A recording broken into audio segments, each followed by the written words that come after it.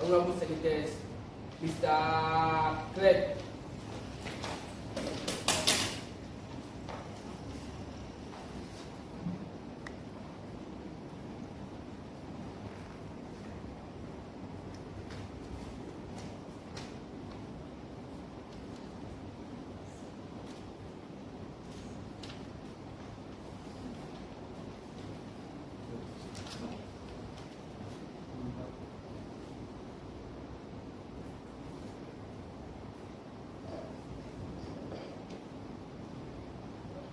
Honorable Senators, prayers. Almighty God, we humbly beseech thee to look with favor upon this youth impact parliament. Grant that it will perform its high duty as in thy sight.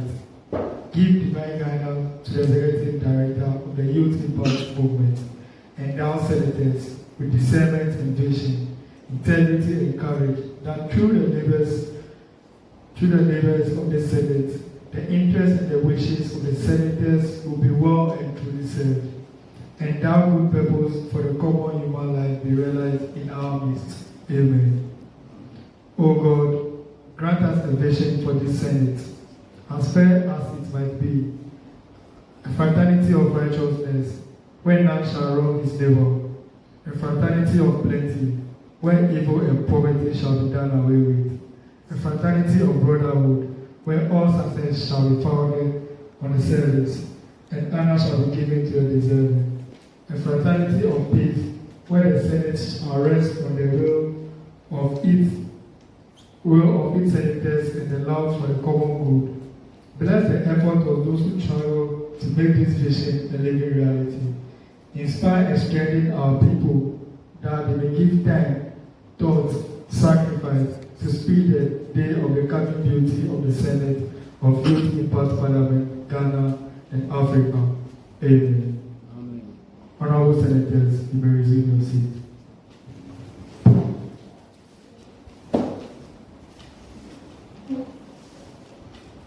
Honorable Senators, guests of honor, ladies and gentlemen, I humbly welcome you all to today's ceremony. Honorable Senators appointed pursuant to the Standing Order 24-2, I, Cyril Kekeli, the acting clerk to the Pilot Senate of the Youth Impact Ghana, acting as the chairperson for the first sitting of the Senate, do invite you all to this August sitting today, Sunday, 10th March 2024, in the afternoon for the purpose of electing the President and administering the oath of office. In accordance to the Order 24 of the Standing Orders of the Senate, we will proceed with the election of the President of the Senate. Honorable Senators, I respectfully call on the acting majority leader to nominate the President. Honorable Senator Kelvin. Mr. Chairman, I thank you for the opportunity to nominate the President of the Senate. In accordance with Article 54 of the Youth Impact Movement Constitution, and in particular, Order 24 of our draft standing orders, I beg to move that His Excellency Jones Amegashie-Viglo takes the chair of this Senate as the President of the Pilot Senate of the Youth Impact Parliament. Mr. Chairman, Mr. Jones Amegashie-Viglo is a versatile individual with a passion for constitutional advocacy and youth activism. He served as the President of the Pilot Parliament, First Parliament, Second Parliament, and the Third Parliament of the Youth Impact Parliament, Ghana, of Youth Impact Movement. Mr. Chairman, having over-satisfied the qualifications in accordance with Standing Order 24, I beg to move that His Excellency Jones Amegashie-Viglo takes the chair of this Senate as the President of the Pilot Senate of Youth Impact Parliament Ghana of Youth Impact Movement. I beg to move. Please second to the nomination. Honorable Senator Kim. Thank you, Mr. Chairman. I beg to second the motion that His Excellency Jones Amegashie-Viglo takes the chair as President of the Senate. Mr. Chairman, I am privileged to have known the nominee for a a significant period, and our shared experiences have forged a strong and productive working relationship. I firmly believe that the nominee's profound dedication to the principles of democracy, inclusivity, and empowerment will serve as the guiding light for the Senate. Mr. Chairman, in light of the aforementioned, it is with utmost humility and conviction that I wholeheartedly second the motion. Thank you. Thank you, Honorable Senator. Honorable Senators, in the absence of any further nomination is now closed. I now respectfully declare His Excellency Jones Amegashie-Viglo as the President-elect for the Pilot Senate of the Youth Impact Parliament, Ghana of Youth Impact Movement. Honorable Senators, may the sponsors of the President-elect conduct the President to his President dais.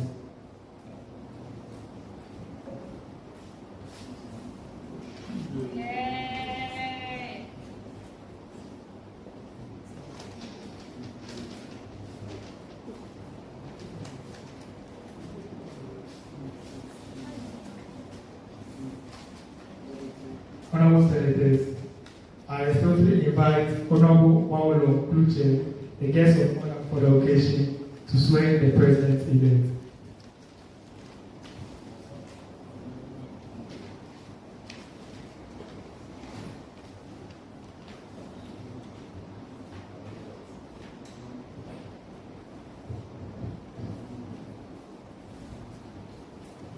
I would respectfully take the oath to swear in the President of the Senate. I, James Amegashie-Viglo, having been elected the President of the Pilot Senate having been elected the President of the Pilot Senate Youth Impact Parliament Ghana, of Youth Impact Parliament Ghana, do in the name of the Almighty God swear do in the name of the Almighty God swear that I will bear true faith that I will bear true faith and allegiance to Youth Impact Parliament as by law established, and allegiance to Youth Impact Parliament as by law established, that I will uphold the integrity of the Senate that I will uphold the integrity of the Senate and why I am, that I will faithfully and consciously discharge my duties as President I will faithfully and consciously discharge my duties as President of the Senate of the Senate and uphold, preserve, protect, and defend the standing orders and defend the standing of orders the Senate and Constitution of the movement. of the Senate and the Constitution of the movement. So help me God. So help me God.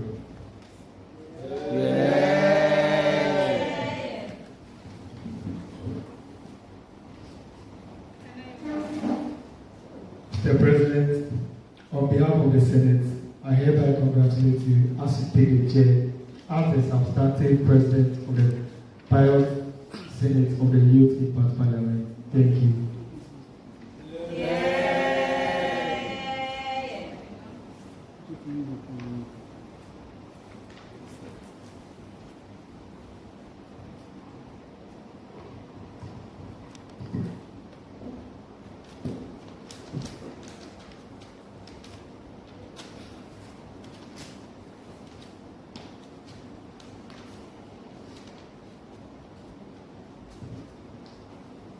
Honorable Senators, thank you very much for giving me this opportunity. Distinguished guests of honor, Honorable Senators, ladies and gentlemen,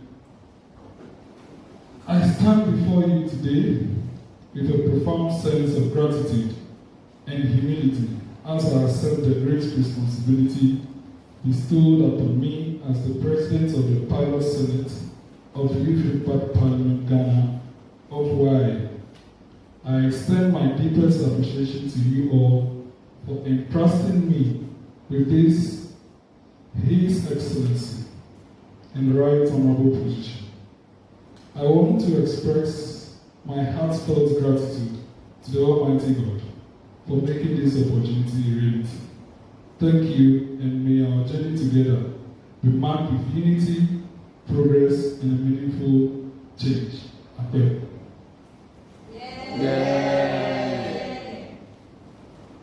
Honorable Senators, we move to item 3 on the order paper for the Senate, which is appointment and swearing in of senators.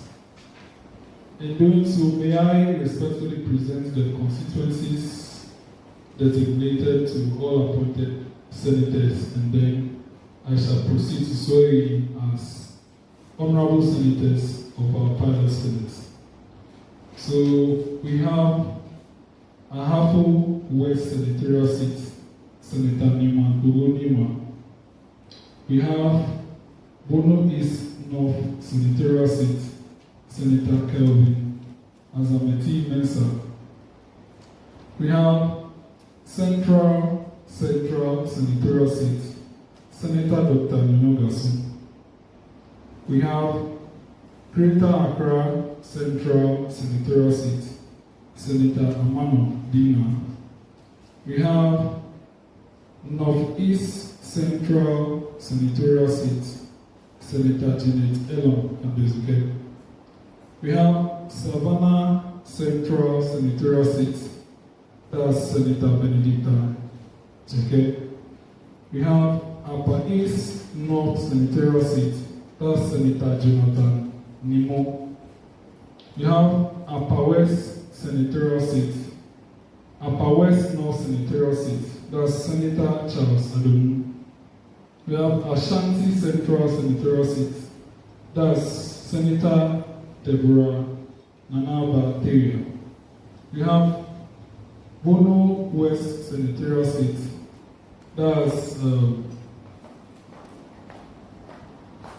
Michael, is it Michael Fiadum? Okay. Michael Fiadum. We have East North Senatorial seat, that's Senator Felix Kwape Adiche.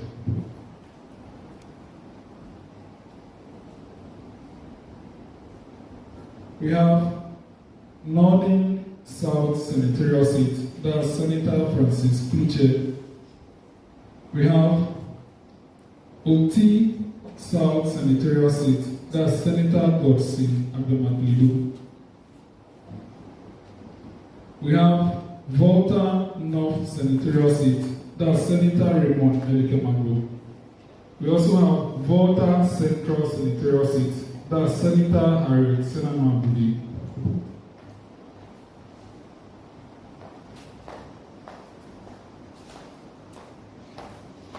And we have the last designation, that is the second to last, that is Western East Senatorial seat, Senator Charles Kwame Mako.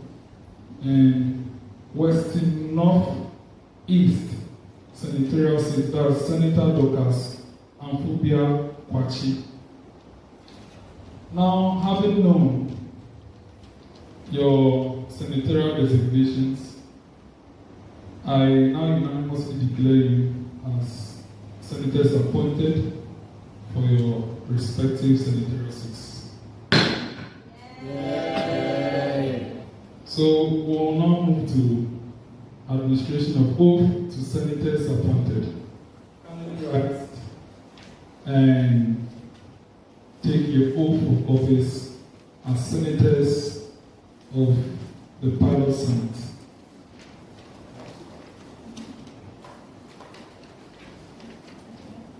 So, can you repeat after me? After the I, you bring your name. I, having been appointed a senator of Youth Impact Parliament Ghana, do in the name of the Almighty God swear that I will bear true faith and allegiance to the Senate as by law established, that I uphold the integrity of the Senate and the laws guiding the Senate. So help me God. Honorable Senators, by the power vested in me as President of the Senate, I declare you, in accordance with Order 32, duly sworn in as substantive senators of the Pilot Senate of Youth Impact Parliament Ghana of Youth Impact Movement. Yay. Congratulations.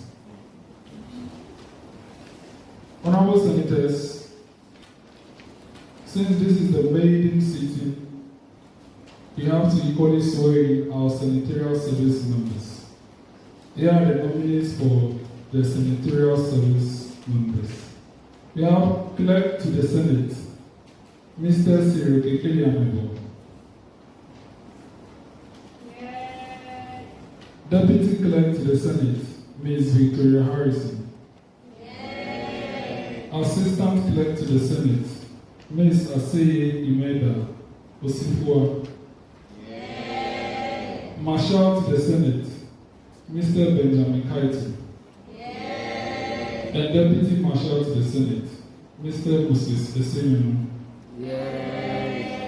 Honorable Senatorial Service members, kindly rise for your oath, which will be a very short one. So when I say I, you bring your name. I have been appointed as a member of the Senatorial Service, do in the name of the Almighty God swear that I bear true faith and allegiance to the Senate, so help me God. By the power vested in me as President of the Senate, I declare you members of the Senatorial Service of the Pilot Senate. Honorable Senators, the appointment of caucus leadership as well will work with the senators that are currently here. So we have for majority leader of the Senate, Senator Azamiti Mensah. Deputy majority leader of the Senate, Senator Jonathan Nimo. Deputy Majority Whip of the Senate, Senator Dr. Nimogasu. Minority Leader of the Senate, Senator Kelvin Kim Kaisha. And Deputy Minority Leader of the Senate, Senator Harriet Sinanwa. As you have already taken your oath of office, I hereby declare you as respective leaders of the Pilot Senate. Honorable Senators, move to item 6 on the other paper, election of the Deputy President of the Senate. May I call on Senator Nimo to do us that honor. Mr. President, thank you very much for this opportunity. In accordance with Order 25 of our standing orders, I beg to move that the Senator Deborah Nana Abateria, Senator of Ashanti-Central, take the chair of this Senate as Deputy President of the Pilot Senate of Youth Impact Parliament. Mr. President, Senator Nana Abateria Deborah is an inspiring individual, exemplifying dedication to education, diverse talent and impactful leadership, a commitment to continuous growth and a contribution to various fronts serve as an inspiration to others, seeking to make a positive impact on society. She acts as the first Deputy Speaker of the Second Parliament of Youth Impact Parliament and served as the first Deputy Speaker of the Third Parliament of Youth Impact Parliament. Mr. President, I beg to move that Senator Deborah Nana Abateria, in accordance with Standing Order 25 takes the chair of this Senate as Her Excellency, the Deputy President of the Pilot Senate of Youth Impact Parliament. I beg to move. Thank you very much, Honorable Senator. Senator.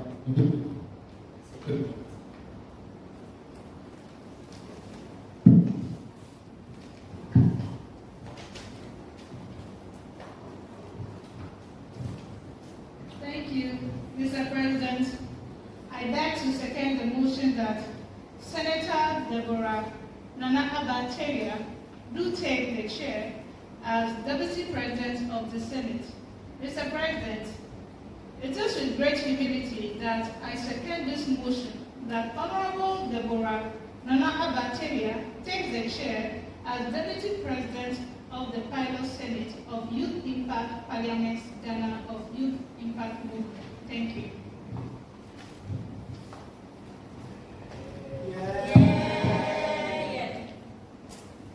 Honorable Senators, nomination is now closed. I now respectfully declare Her Excellency Senator Deborah Nana-Abanteria Abba, Senator of Ashanti-Central Senatorial Seat, as the Deputy President of the Senate.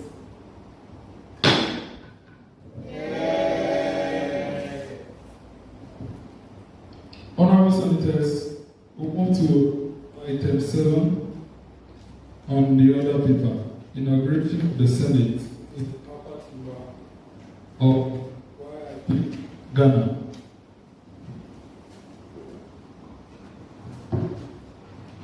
Honorable Senators, our guest of honor, in adherence to the provisions outlined in Order 52 of our draft standing orders, which states that the Senate shall be inaugurated by Mr. President at the first sitting of the first session.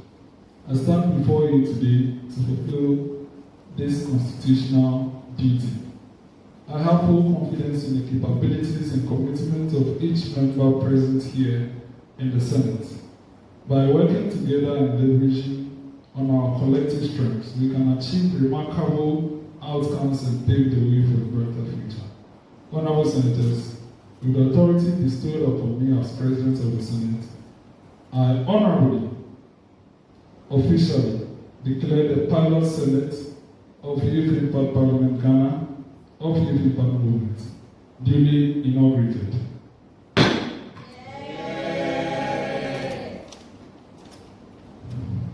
Honorable Senators, we move to item 8 on the other paper. Official introduction of senators present. May I now call on each senator to introduce him or herself to the attention of the Senate. Thank you. So we start from the minority. Yes. As of now, you don't know your senatorial constituency, so just introduce yourself and then we move from there.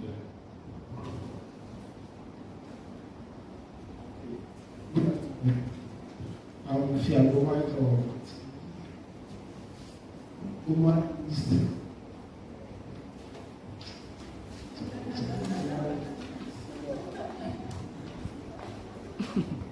Thank you, Your Excellency. Honorable Senators, okay. I'm Senator Harriet Senani Abide. Yeah, so we are going to rather do it this way. You introduce yourself and you tell us just your constituency in terms of Republic of Ghana, the constituency you hail from. Okay, and then if you are a student, tell us your student. If you are welcome, tell us your welcome. Just these three, that will be added. So start again from Mike. Okay. So your name, the constituency of the Republic of Ghana that you hail from. Okay, and then if you are a student or you are welcome. Okay, I'm Fiagomaito of I'm in Ho Central Constituency. Yeah, I'm a student of HT. Yeah.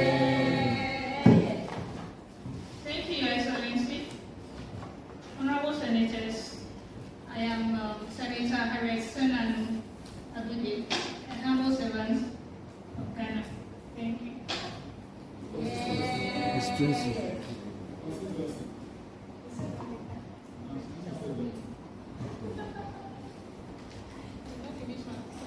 Good afternoon. I'm Dion Cooper, a student of Klutse University.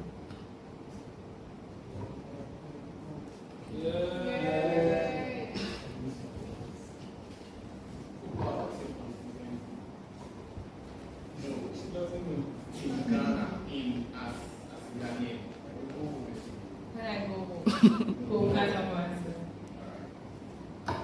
Yeah. Thank you, Mr. President and Senators. I go by. My name is Amegashie-Viglo. I'm in Ho Central Constituency, a student of HT as well. Thank you. Yeah.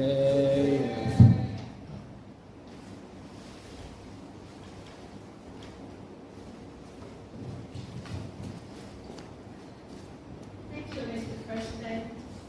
Honorable Senators, my name is Deborah. Okay, so from UHAS and then also Ho Central is my constituency. Thank you. Thank you, Mr. President. Honorable Senators, I am Dasu. I'm a worker at Ho Teaching Hospital and I hail from the Ketu North constituency. Thank you. Yeah. Thank you, Mr. President. Honorable Senators, my name is Deborah, and I'm a student of University, and then I'm from Sudan. Yeah. Good afternoon, Mr. President, Honorable Senators. I'm Kelvin Azameti Mensa. I hail from the Ashanti-Central constituency, and I'm a final year student, University of Health and Allied Sciences. Yeah.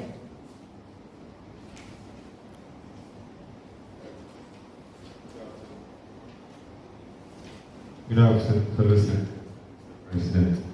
I'm from Southtown constituency. Yeah. Student of Ho University. My name is Deborah, a student of Ho University. Thank you very much for the opportunity. My name is Felix Wakwe Iche.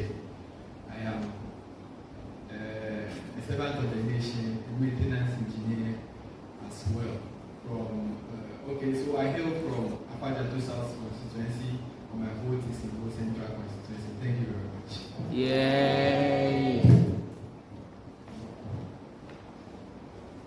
So, Felix, you'll be the majority whip, effective now. Thank you.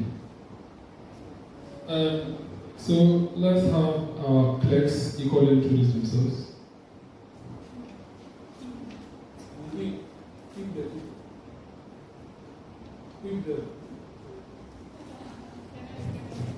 Michael, you'll be the minority whip. So, whip them also by there. Good afternoon. Thank you, Mr. President and honorable senators. My name is Oseifa Inaudasi, and I hail from Ho Central. Thank you. I'm a student of Ho University. Yeah. Thank you, Mr. President and honorable senators. My name is Sarah Kekeli. I'm a student of Ho University, my final year. I'm also from Ho Central Constituency. Thank you. Yeah. Marshall, we demand to hear you as well. So kindly find a way to integrate yourself.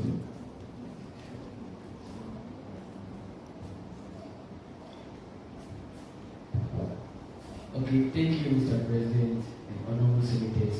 My name is Klutse Benjamin from a former. I complete the Botanical University. I'm a worker at Ghana Authority and from Abrim North Constituency. Thank you. Yeah. Honorable senators, I am Amegashie-Viglo. Ho Central Constituency, the worker, and the President of the Senate. Honorable Senators, we will now move to the commencement of private business. We are now at item 9. We are glad to have in the Senate an experienced citizen of this country who we couldn't see as any better guest because he has been in Liberia and has experienced a bicameral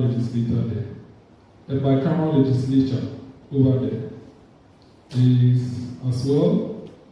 I know him for a lot, but in order not to spoil the drive and then the agenda, I'd allow him to add meat to the soup that I'm providing over here. He is aspiring and soon to confirm his candidature, an independent parliamentary candidate in the contest for the seat of the Ho Central Constituency. Honorable Senators, I present to you our guest of honor and invite him to the podium to speak to us.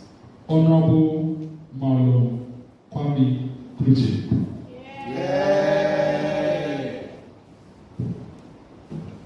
Thank you, Mr. President. Pardon me, I'm a bit under the weather, but I'll try as much as possible to have a good conversation with everybody. So again, Mr. President and Senators, I greet you from Mawulorm.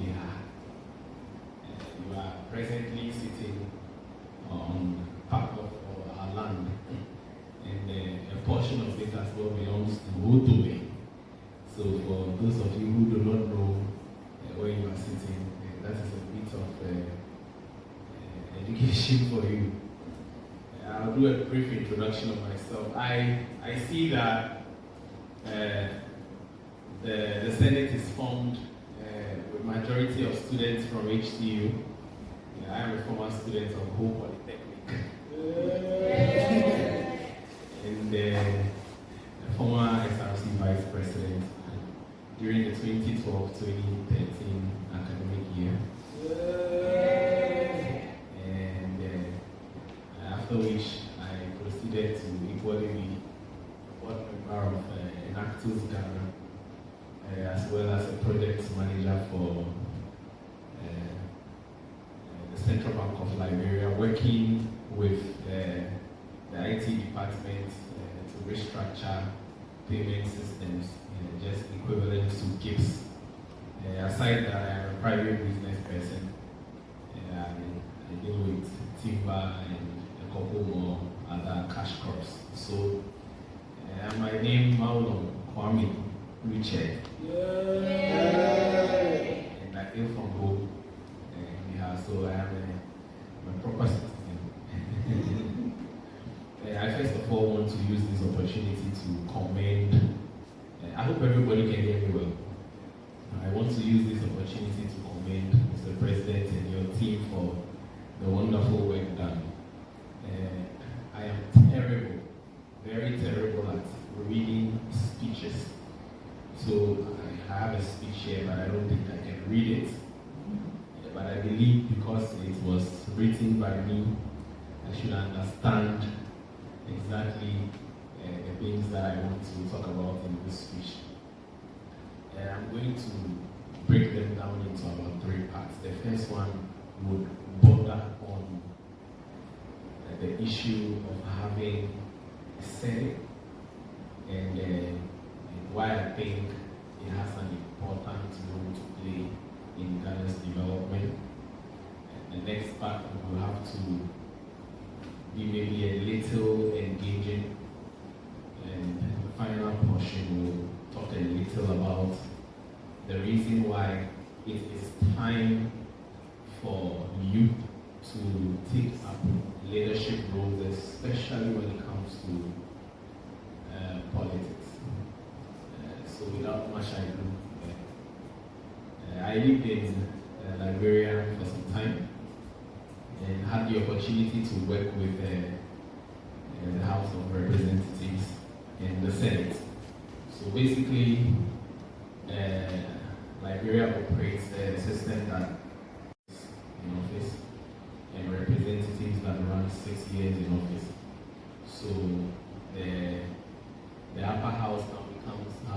Senate, and the lower house now becomes House of Representatives. Now, why did Liberia institute that? Simply put, there was a need to be able to cover every county and district of Liberia. But in Ghana, we have regions. So in this case, we will equate regions to counties, and then we will equate districts now to our own municipalities and districts, if that makes sense. So for you to be able to decentralize properly and allow leaders to be accountable for how well they can develop their areas they intend to lead, there is need for the Senate to have an oversight over what the representatives do. So, for example, if I brought in an investment below or exactly $10 million into Liberia today, it doesn't have to go to the Senate for ratification. It only remains at the district level or even at the county level. So then it is not a concessional agreement anymore. Anything beyond that amount, then it means that now Senate that is formed by all of us now have to look at it as a concessional agreement, work tirelessly to ratify it so that we can understand how it benefits the community and how it benefits the country as a whole. So I think your agenda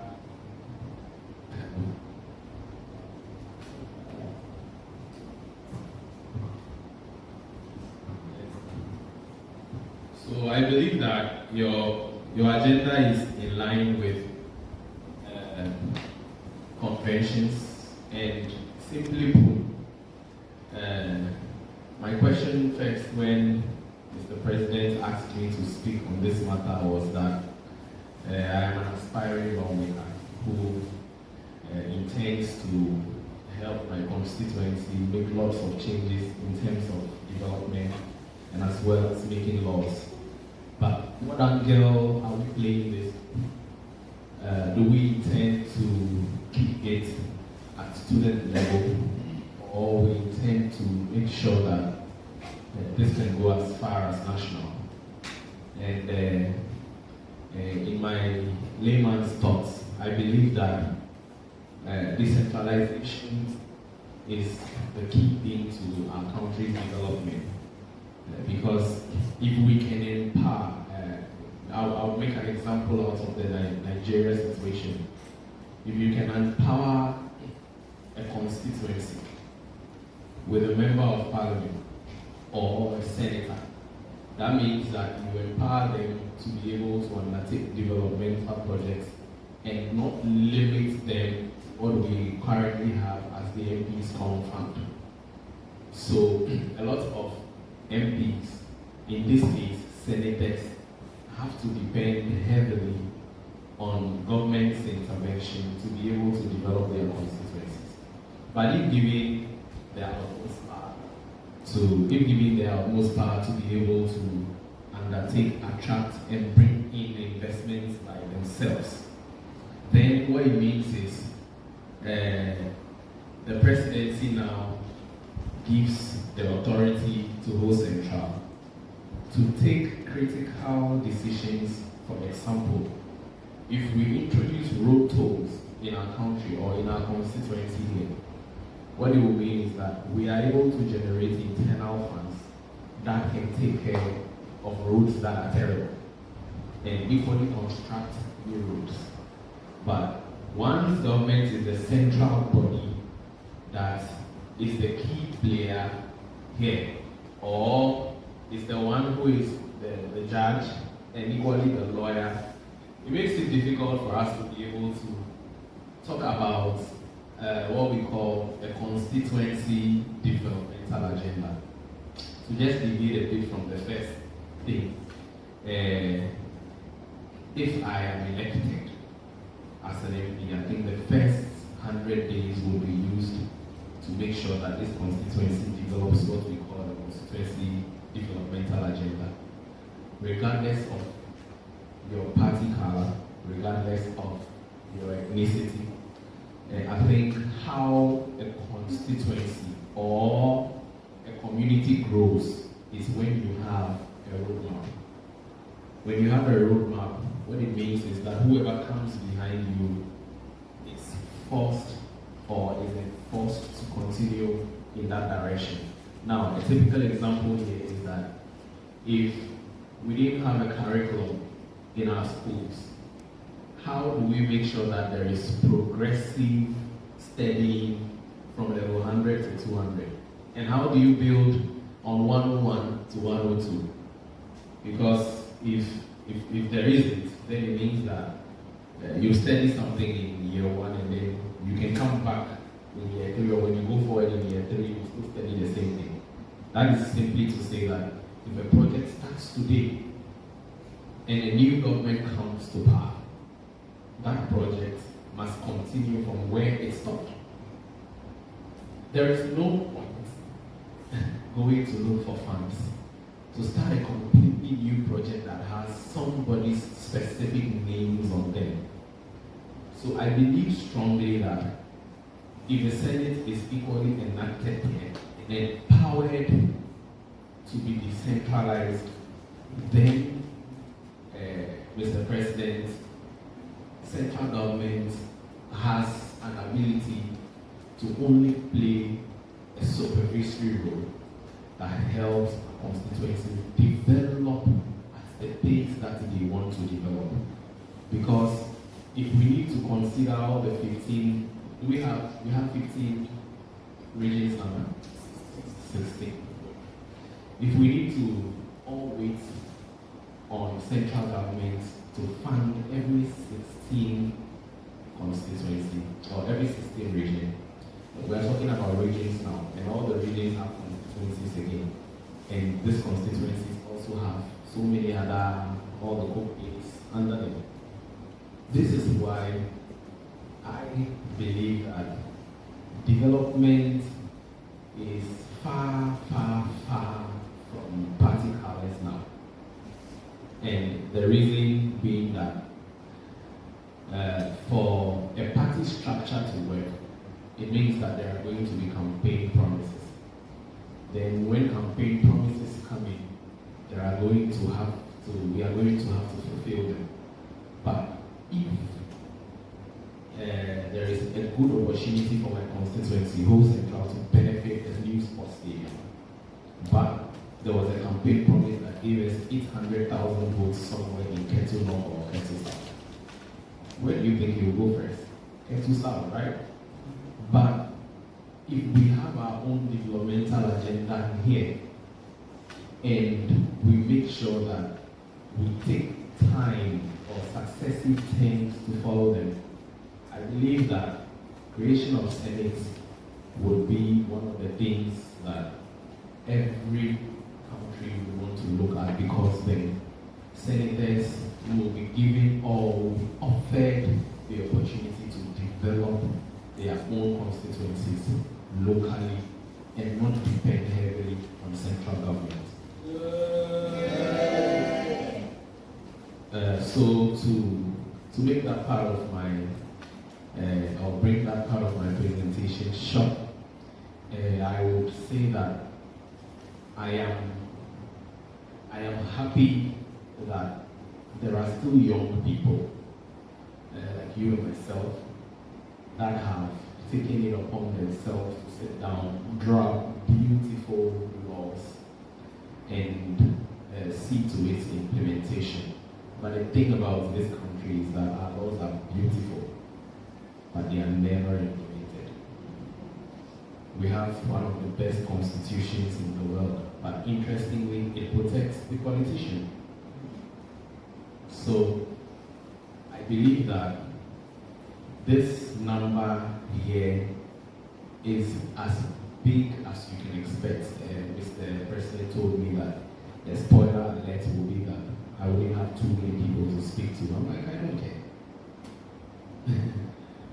had 2 people in this room I was still attending today. I was sick, but my house is not far from here, like I said. I took a stroll and then I'm here about 2 or 3 minutes walk from here. So for me, it is about the willingness to go for change. And that doesn't come easy. It comes with a serious cost. And basically, the only way you can effect change is when there is a common goal. When people make speeches, they say lots of beautiful things, so many quotes from Martin Luther King and the Obamas and so on and so forth. Beautiful. But the truth is that we hide behind most of these beautiful quotes and not tell each other exactly how things are supposed to be done or how things must be. So today, if you are a member of this Senate, it means that you owe it a duty to yourself and to the Senate to make sure that what the Senate sets out to do is a part and parcel of your agenda as well. The name is not enough when we cannot do what is actually expected of us. So as young people, what do we want in today's world of politics? One way or the other, everybody who is seated here today is a politician. Because it is politicians that normally form the Senate. There is a majority caucus here and there is a minority caucus here. The simple meaning is that votes will be taken. That is to what? Enforce projects and developmental agendas. So, as a politician, what do you seek to change? Do you want us to continue in the trends that have been set, or must we be able to enact new ones ourselves? And that was the reason why I accepted the call to come to this place. If you told me that we were replicating what was happening in the Parliament of Ghana today, I'll tell you it's nothing new. And it wouldn't mean anything to me. The reason it wouldn't mean anything to me does not go to say that I am downplaying the importance of it. But why would we gather again to do something that has been done for over 67 years? But this sounds new, it is interesting, and it must be commended. So as a matter of urgency and as a matter of importance, I expect that, Mr. President, this House will grow and that you do not only end with this number of members that you have, even with your Youth Impact Parliament. If you grow it, make sure that Youth Impact Parliament dissolves into becoming this. Because I believe that this is the new direction you would love us to take. And for us to be able to follow you, it means that the vision must be well, properly aligned. It must be clear to us, and steady must go into saying that when we adopt this method, it can help our country and our constituencies grow. And it can empower our leaders to be able to perform even at a better pace. So I will move into a bit of interactive section and try to engage your thoughts and your minds over a few things. And it is going to still border on why the establishment of this. Because as you sit in this room, first of all, do you understand why you are reading the things you are reading today? Or we have work to do with explaining what Senator CONSTITUTES must do. Because until we understand what the vision is, it is impossible to actually implement it. So for me, the understanding of it, and that is why it is not about the crowd for me. I understand I am running for office and I may need to garner support and then get lots of votes in, but what are the votes when the people do not understand why change has to come? What are the votes for if it is just to be fanciful? I really don't believe that politics is just the noise that it has to make. But for me, it will be a huge privilege for me. For the people who do not even come from this constituency, once you have passed through the four walls of this constituency, Ho Central, you have become a part and parcel of us. When there is water shortage here, it means that you can drink. When the roads are terrible, it means that it's going to affect your academics. When there are no lights here, it means that you cannot stay. Generally, when the constituency is better, you as an outsider, I am using an outsider with a caution, somebody who comes from outside this constituency, gets to equally what? Benefit it. So making decisions must not only be based off the fact that you come from outside of this place. It must also be because you believe that Ho gave you an institution that impacted knowledge onto you. What are you living with Ho before you go back to your own constituency?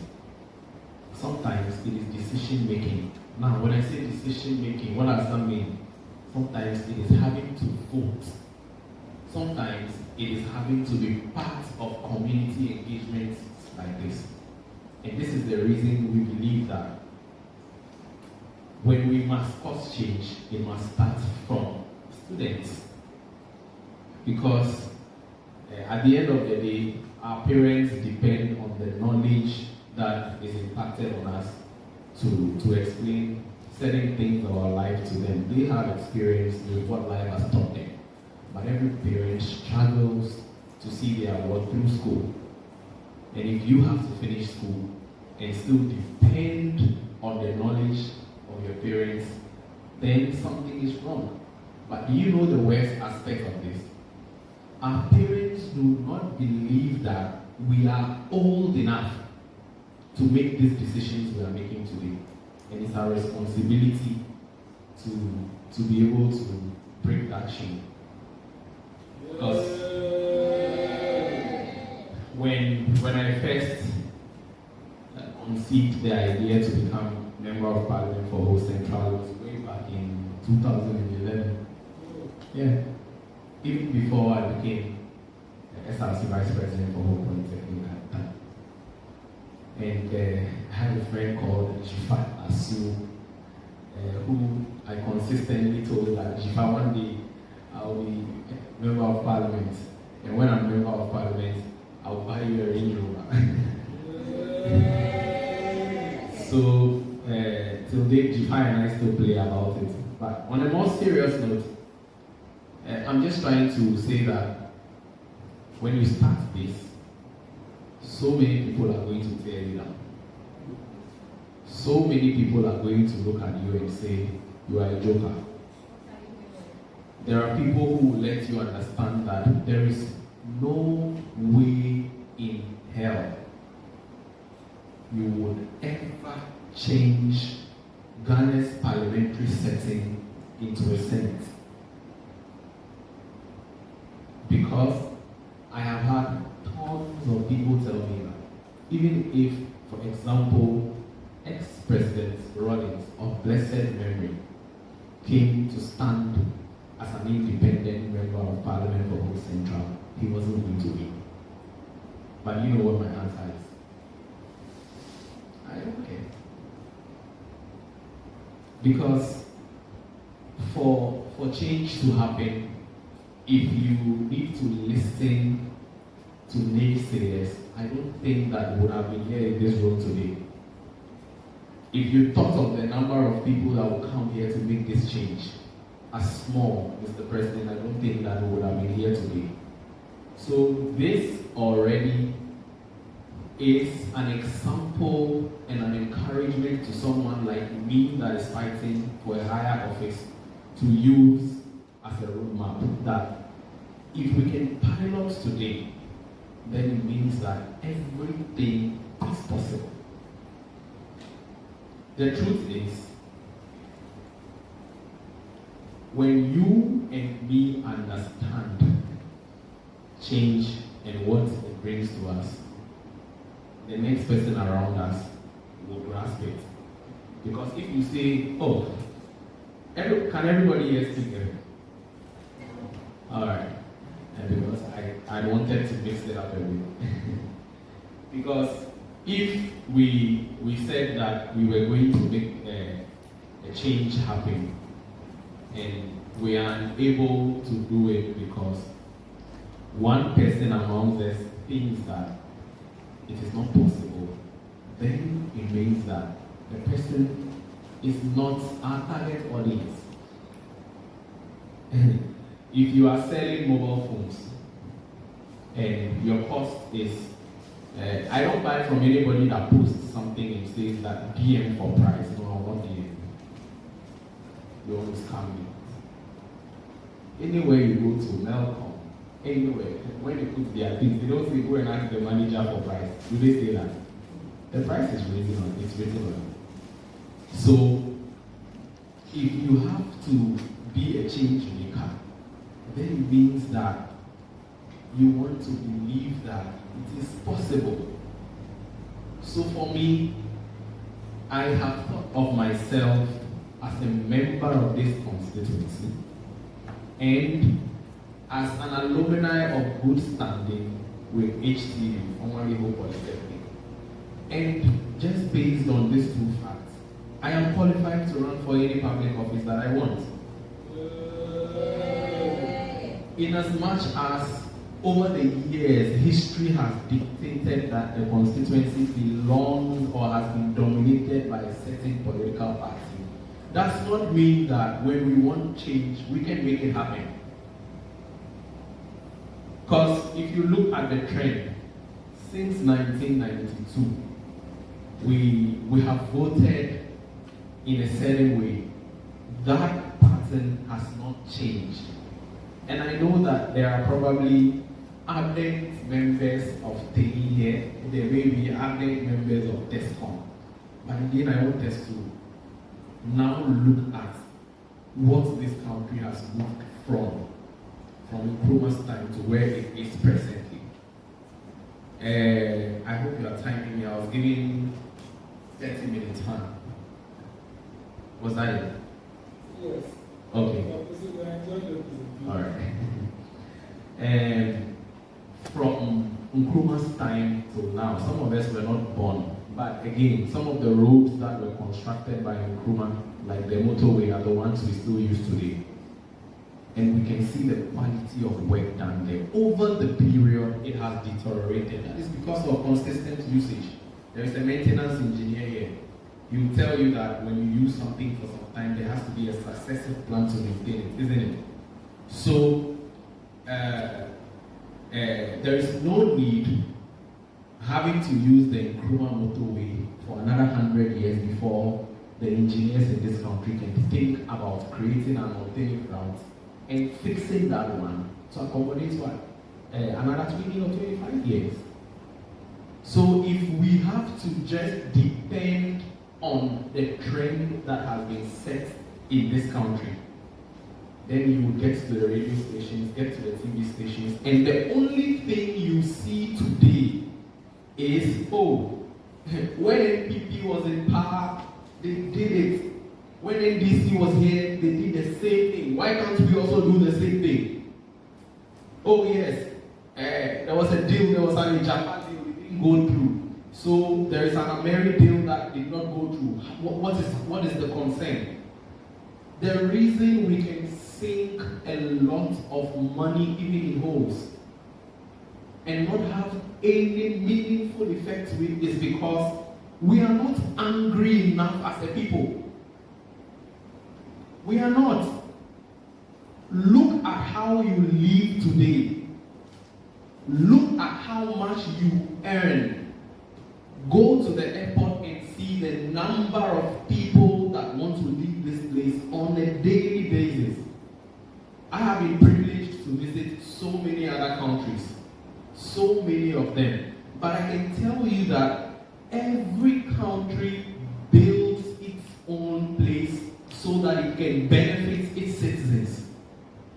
If you go to the UAE, for example, when you do business, you would need an Emirati to be the one that is guaranteeing for you. That means that as an individual, you either move to free zones or you do business with a local. If you move to the States, it will take you nothing less than 10 years to have established, to have a good credit score, and to even be able to feel comfortable as a person. I don't even want to talk about the UK because a lot of people might know that already. For how long must we seek refuge in other places? When we are a country that is rich with gold, diamond, timber, you can name them, and all these things. Again, we are not angry enough as a people. Because if we are, change is what we will ask for. And who can make or who can bring the change, we will continue to try. Because it is not as if these political parties, so-called political two giants, provide us with any sort of alternatives that are better than the latter.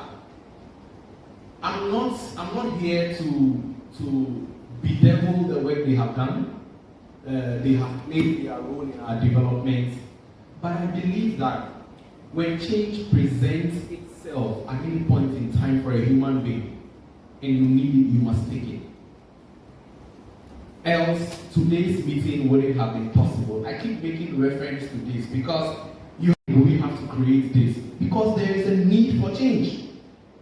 And you think that if we do it this way, we might get a different answer. So basically, even as a human being, Amegashie-Viglo, those who don't understand, being in one forest causes death, literally. So if you have to live or do the same thing over and over and over again, how do you expect a different result? You don't cook yam and expect fried yam. Yeah? If you fry egg, you're not going to get a cooked one. So the reason I think and I believe that the time is now for you and myself to start taking charge of politics is because our parents empowered us. If they do not think that we were supposed to be empowered, I believe that none of them should have spent money to send us to school. If we come back with ideas, they must give us an opportunity to what? Show it to them.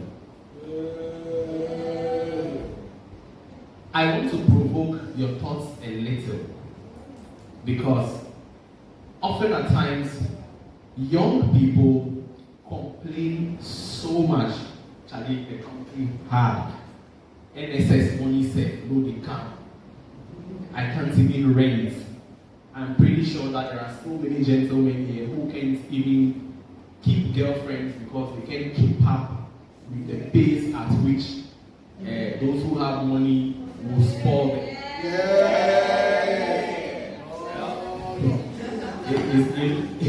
It looks like I was cooking the mind of men. Exactly. And there are women who as well have loads of options and are spoiled for choice. It's true. And this is because we have not created an environment good enough for everybody to be able to survive. So, how long do we continue to sit on the fence?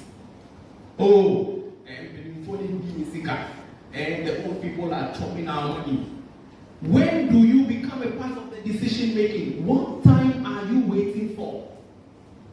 But the thing is, when you see another youth taking that same step to make changes, the only thing we are best at doing is saying that, we can't, it will be worse.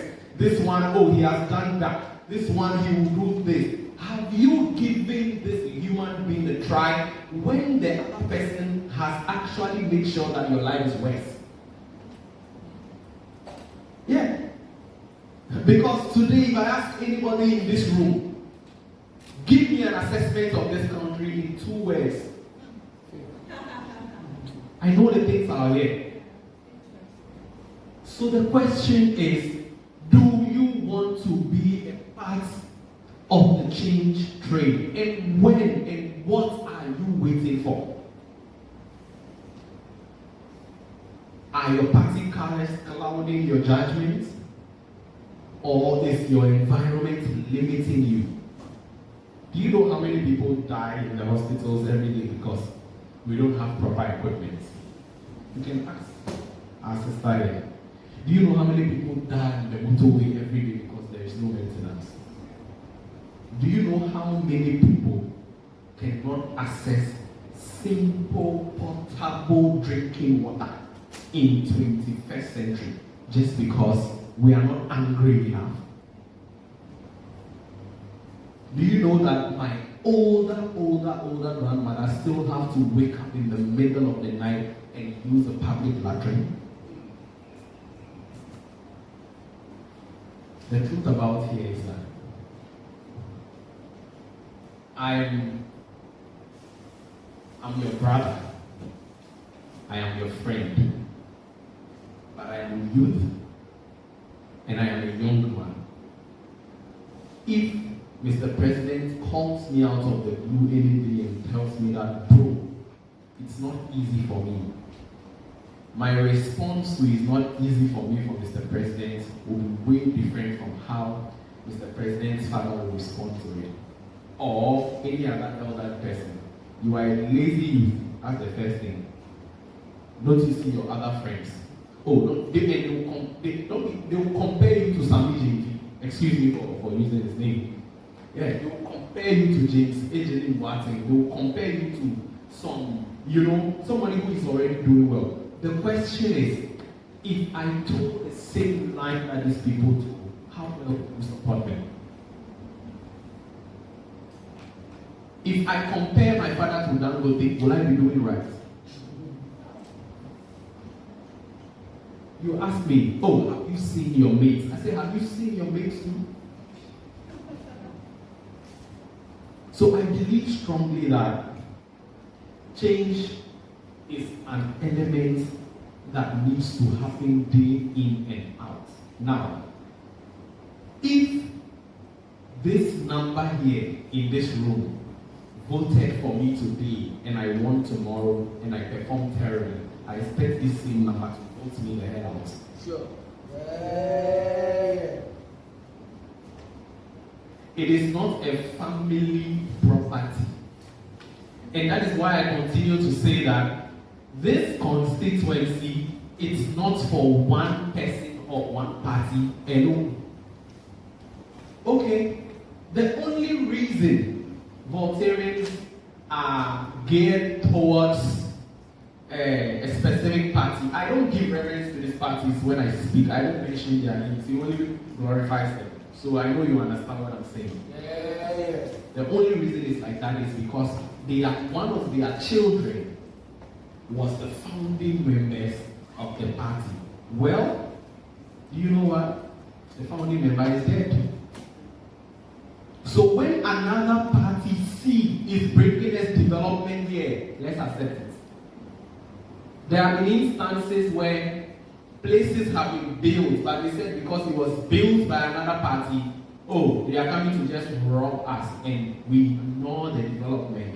Anybody who does that does not deserve the chance to have to live in our constituency. Whoever brings development, regardless where it comes from, think about the fact, oh, it is our tax.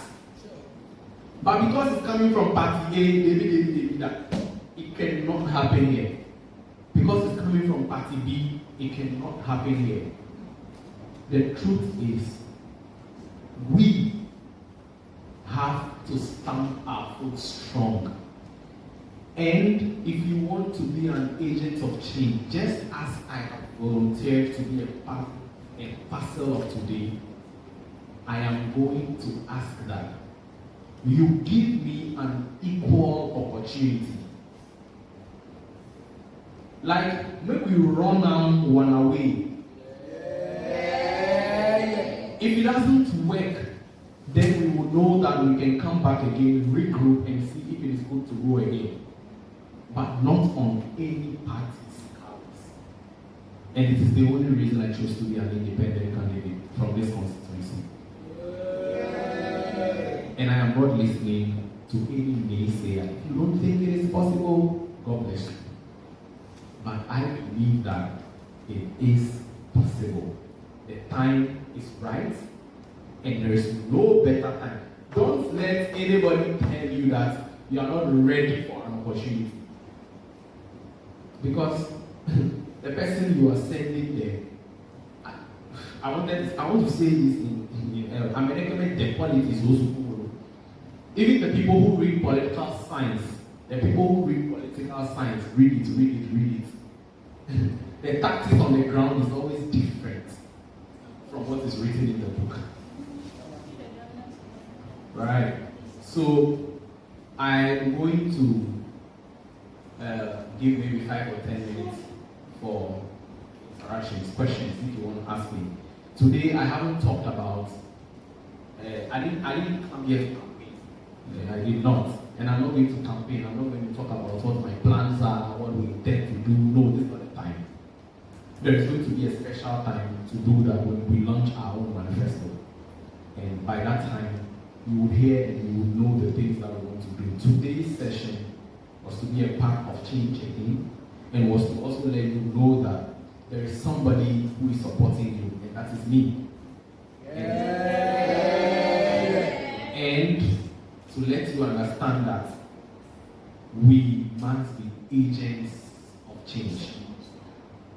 If we can do that, it means that we would only follow in the steps of the old people, and at the end of the day, we would not be able to give our children the opportunity to be in these positions that we are today. Let us not be stereotyped. Let us not be a kick. But as a young man who was born in a computer age, you cannot be a kick.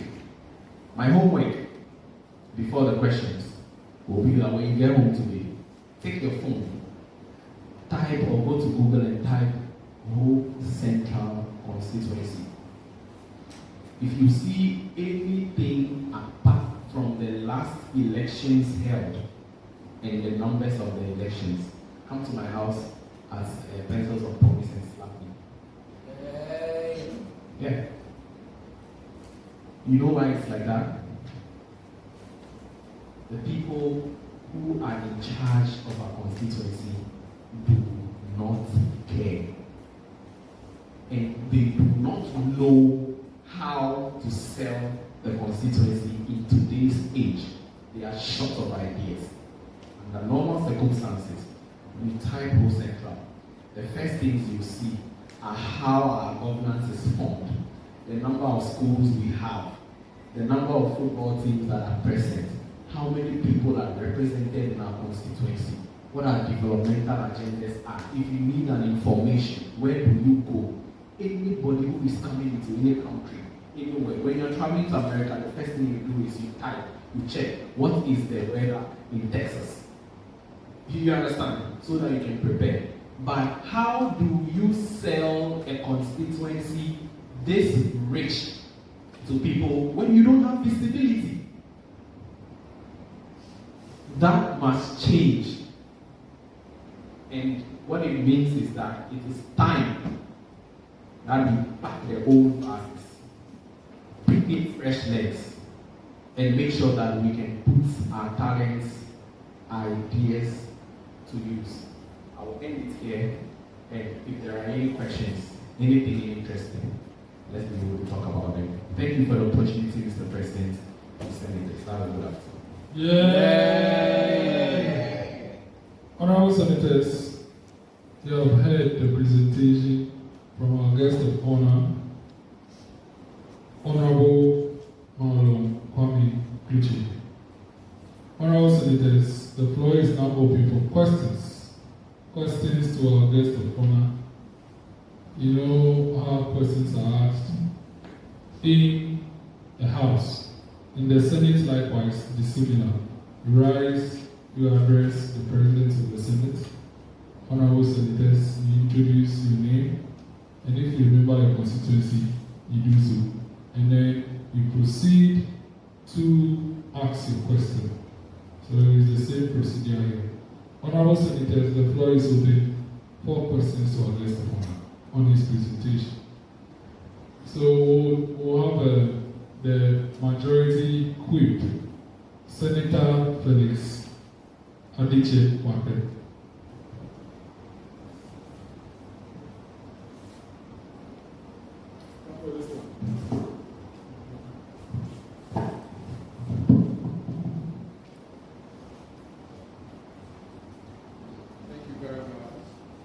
Thank you very much, Mr. President and the House, my fellow senators. My name is Felix Wakwe Adichet. I think my question, a chunk of them, normally I'm one of those people that I try to project into the future. So if you, I hear the topic that is under discussion, I try to raise the questions in my head down. Then I wait for the presentation to answer the questions. So I think you have done justice to majority of them. Few ones I would like you to still throw some light on. The very first one has to do with, I want us to take your background as a case study, the Liberia side. So you mentioned the duration that the senators and representatives stay in office. If you can give us a background to why you think it is so, and then how they are elected.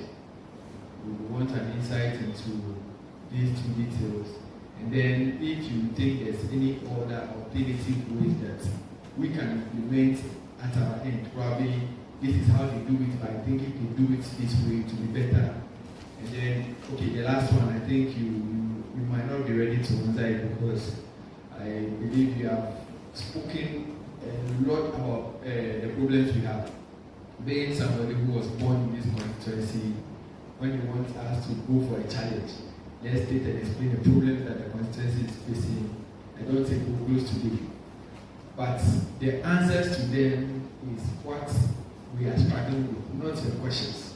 So if there's any one or two, because it looks like those details will be hiding inside the manifesto that is sitting somewhere else. Thank you very much.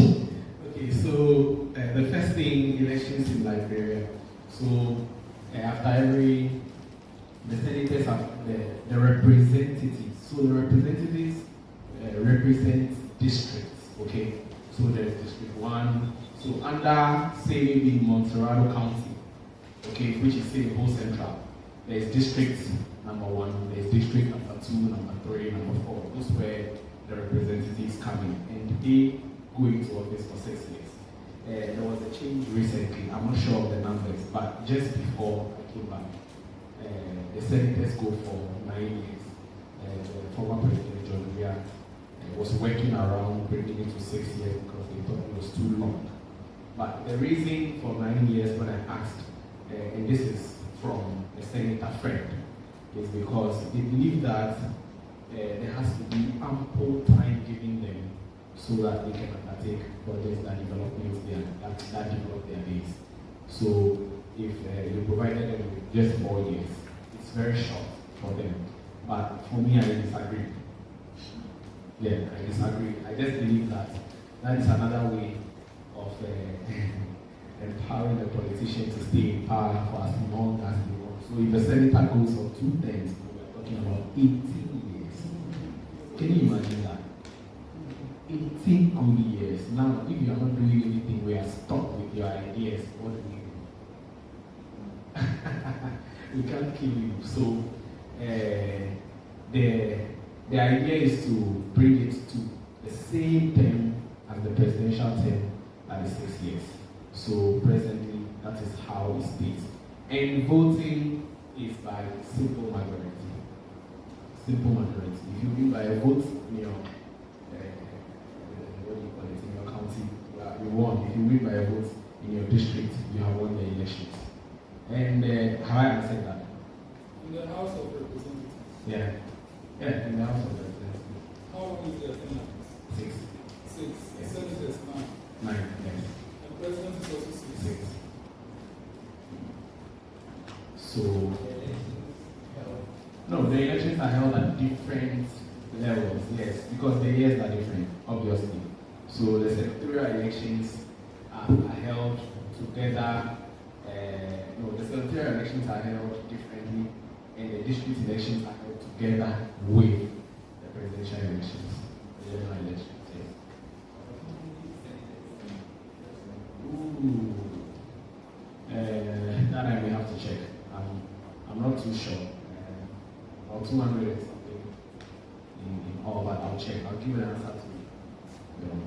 Honorable, he has a phone. He can check on Wikipedia. Honorable Senator, go and check. Yeah, so that is public knowledge by the way, but I wasn't sure. But there are 15 different counties in Liberia.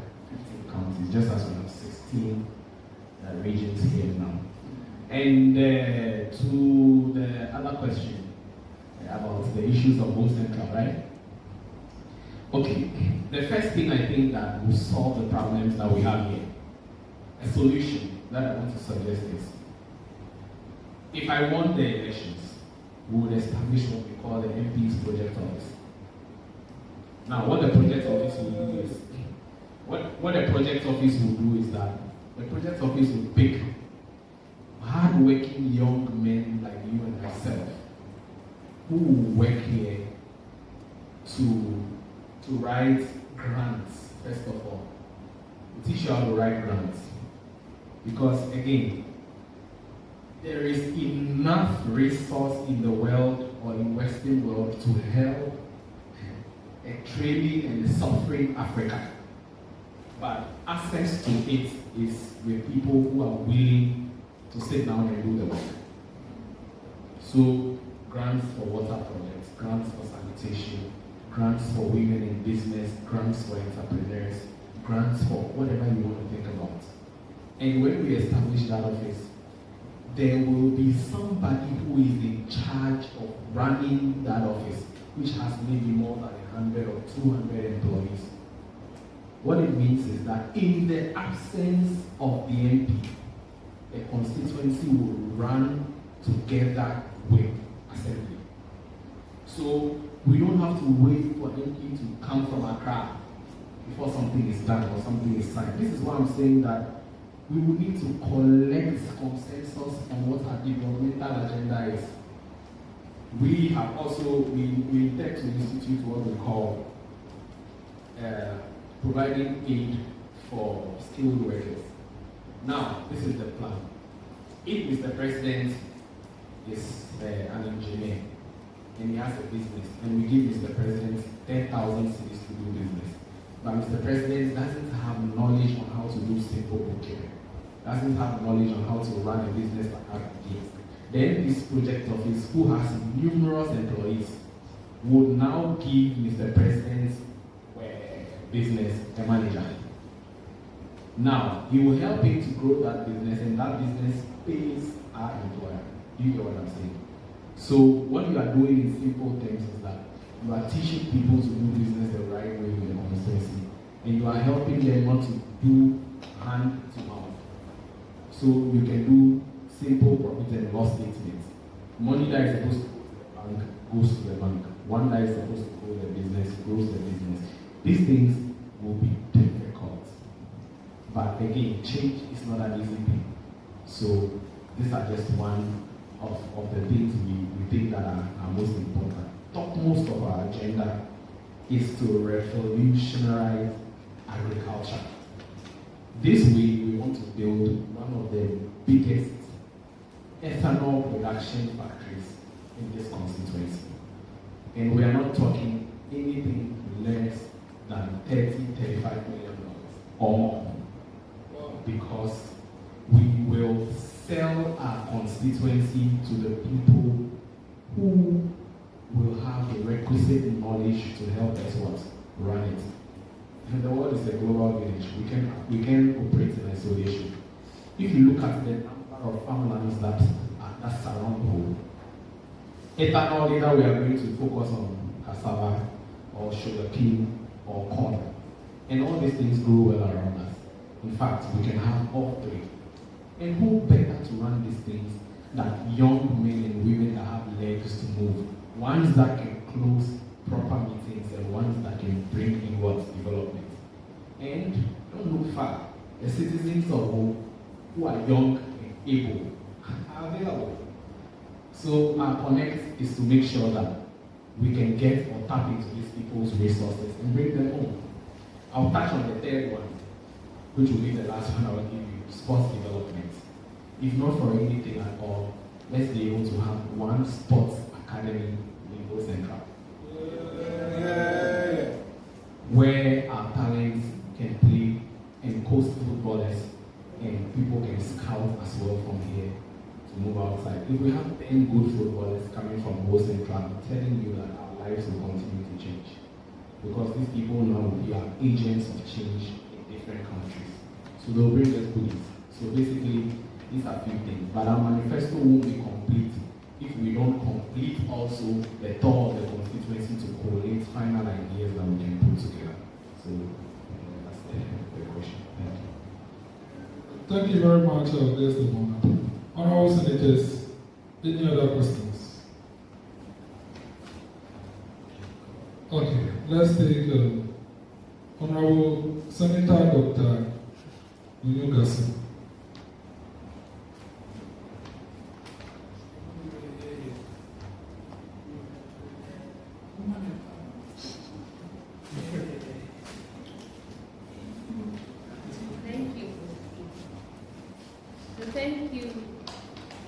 Thank you, Mr. President, fellow senators. I am Amegashie, and thank you very much, our guest of honor, for the revealing speech. However, my question is dwelling on the question you answered to my fellow senators, and you made mention of the project on ethanol production.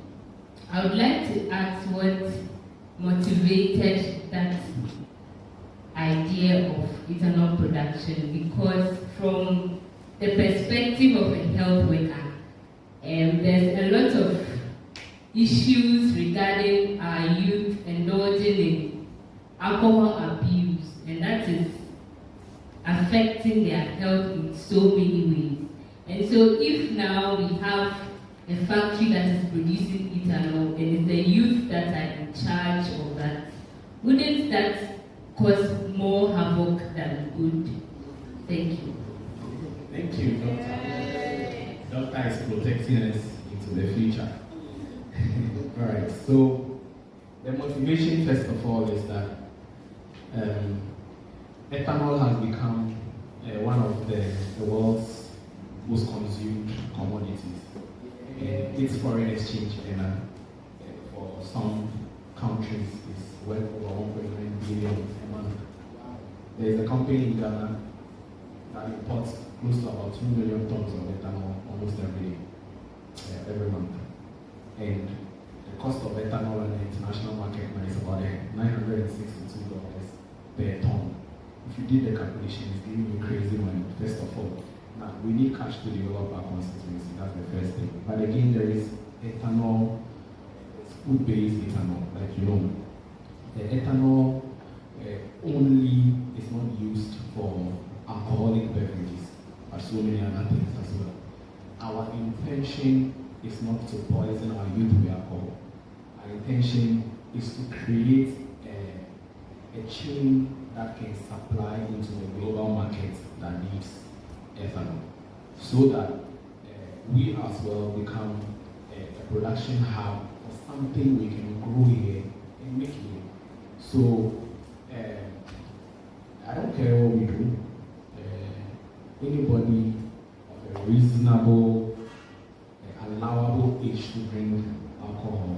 is going to consume it. What we can do is to intensify education on the fact that it must not be abused. So it becomes you and I's work to tell people about the dangers associated with its consumption, and that's the abuse of it. So the intention is to serve as an income generating hub for the constituency rather than an alcohol consuming hub for the constituency. Thank you very much. Honourable Senators, I take that you are satisfied with the presentation. Oh, Minority Leader, you want to ask a question? Yeah, okay. Okay. Thank you very much.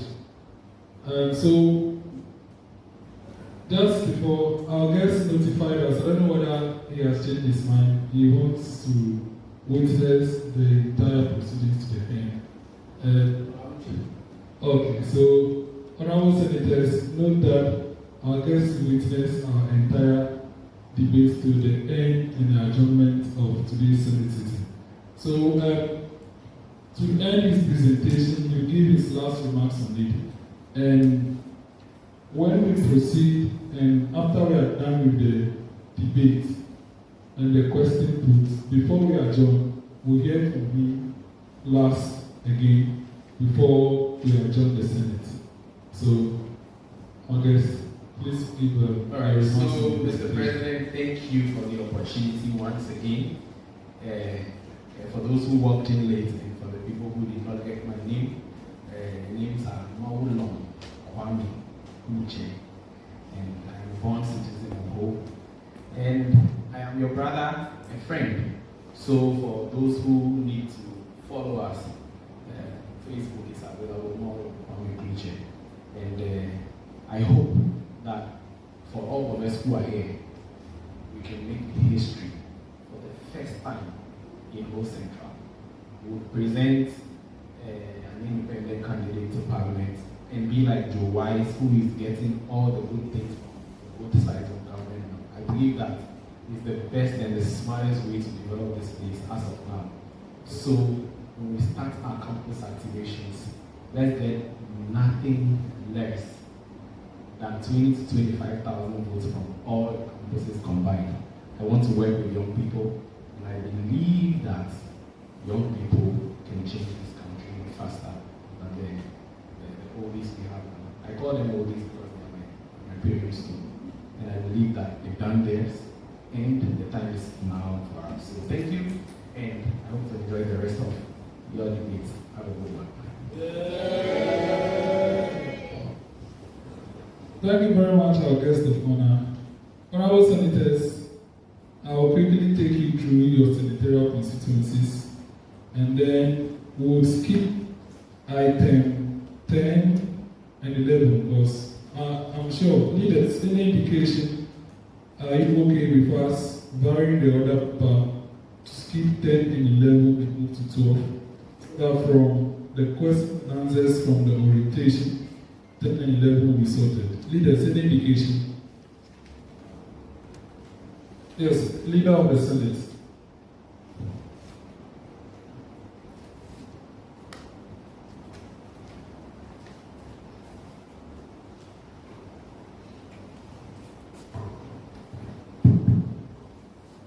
Thank you very much, Mr. President and fellow senators. I move on with the other items and skip question item 10 and item 11 in that regard. Thank you very much. I believe the minority caucus is in agreement. Thank you very much for supporting that indication. So, honourable senators, I'll move forward to introduce the Senate leaders and inform you of the constituencies so that you can note that. Then from the removed commencement of public business and communication. So, honourable senators, we have the Deputy President of the Senate, Senator Deborah. Deputy President of the Senate.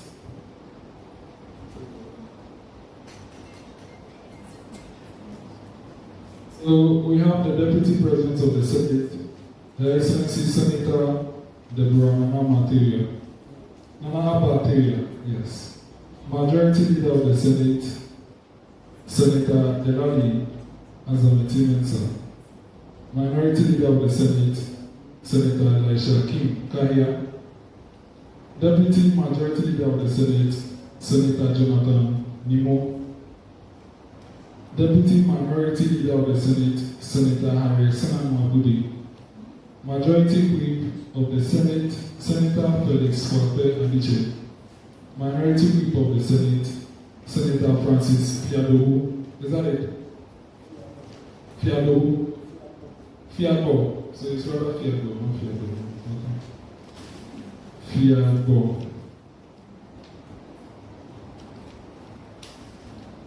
Okay.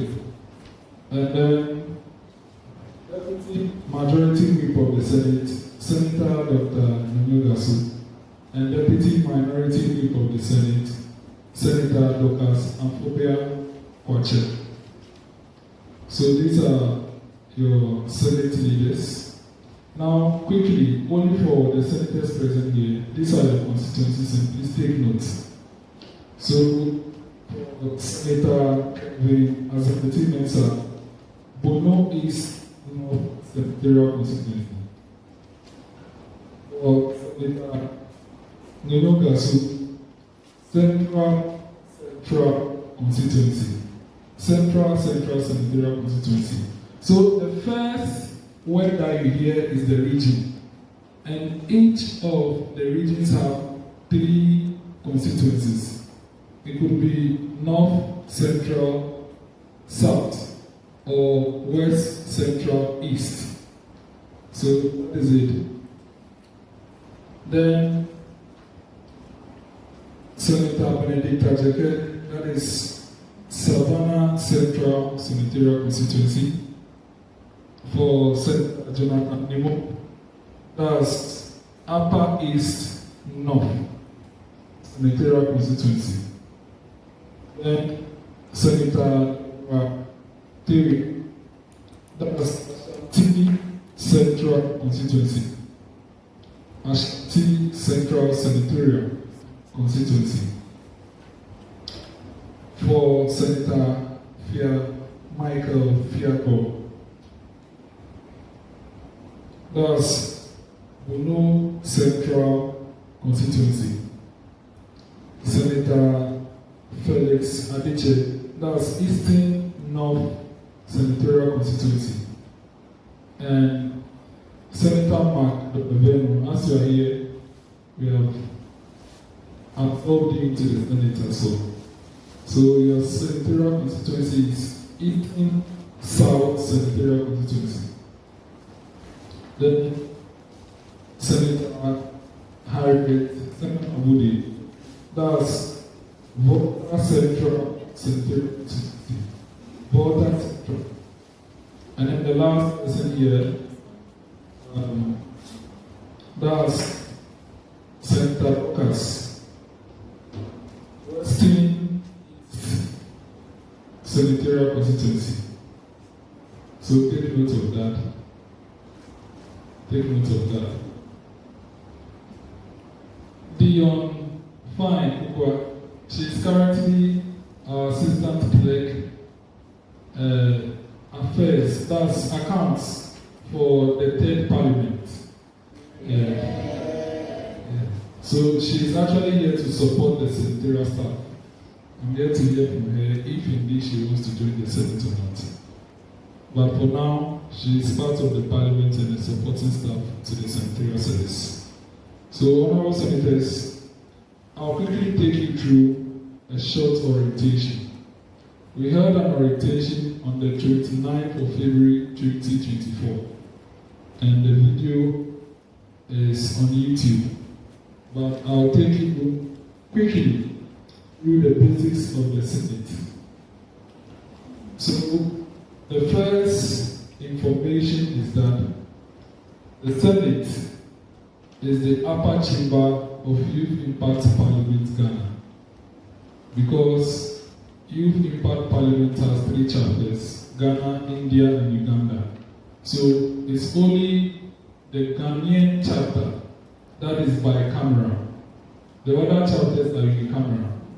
The upper chamber is Senate, this, and the lower chamber is the Parliament. So you are part of the upper chamber. So basically, the concept of the Senate comes back into historical traces outside the situation of the United States of America and the situation of the United Kingdom. For the United States of America, the concept of the Senate came in deliberations about how the states can all come together to form the Congress of the United States of America. The bigger states wanted proportional representation, and the smaller states wanted fair representation. Now, when it comes to proportional representation, it means that you are allocated a number of seats per your population, not per your size, per the population of citizens residing in that state. And in that case, states having smaller population will have less number of representatives in Congress. So they were kicking against proportional representation, whilst the bigger senates were, the bigger states were calling for proportional representation. So the smaller senates were rather calling for equal representation, so that regardless of their population, we all have equal voices. This is a fight that they couldn't solve with a unicameral legislature. So they decided that 2 chambers will be formed. An upper chamber, which is the Senate, with equal representation. All of them, there are 50 states in the United States of America, and all of them have 2 senators, whether they are big or small, whether they have a lot of people residing in the state or not. And the House of Representatives, which is the lower chamber, with proportional representation. California has around 53 representatives, whilst Alaska has only 1 representative in the House of Representatives. It is because of proportional representation. But when it comes to the Senate, California has 2 senators, Alaska has 2 senators. So currently, the Senate of the United States of America has 100 seats, 2 from each state, chaired by the Vice President of the United States, who is the President of the Senate. And the lower chamber, which is the House of Representatives, has 435 seats, presided over by the Speaker, who is either elected from among themselves or outside the House. So that is the historic, should I say, emerging of the bicameral legislature. Now, when it comes to the United Kingdom, they all came about in a different way. The king, as of then, had absolute power as an absolute monarchy. But the nobles were calling for their input in governance of the kingdom. So the king decided to pick some identifiable and prominent nobles to be his advisors. And they were coming around about 5 or 10 advising the king. The commoners were making claims that it is so bad that only the noble are involved in governance. They should equally be involved in governance. So they were mounting pressure, and the king decided to also have a group of them coming around to advise him. And that is how the House of Lords emerged from the nobles, because the House of Lords is formed with hereditary peers, it's formed with archbishops, it's also formed with members of the royal family, and then people who are appointed by by the king on the advice and recommendation of the prime minister, usually former speakers, former prime ministers, and people who have done notable things and significant impacts in the kingdom. They form the House of Lords. And that is how the House of Lords came.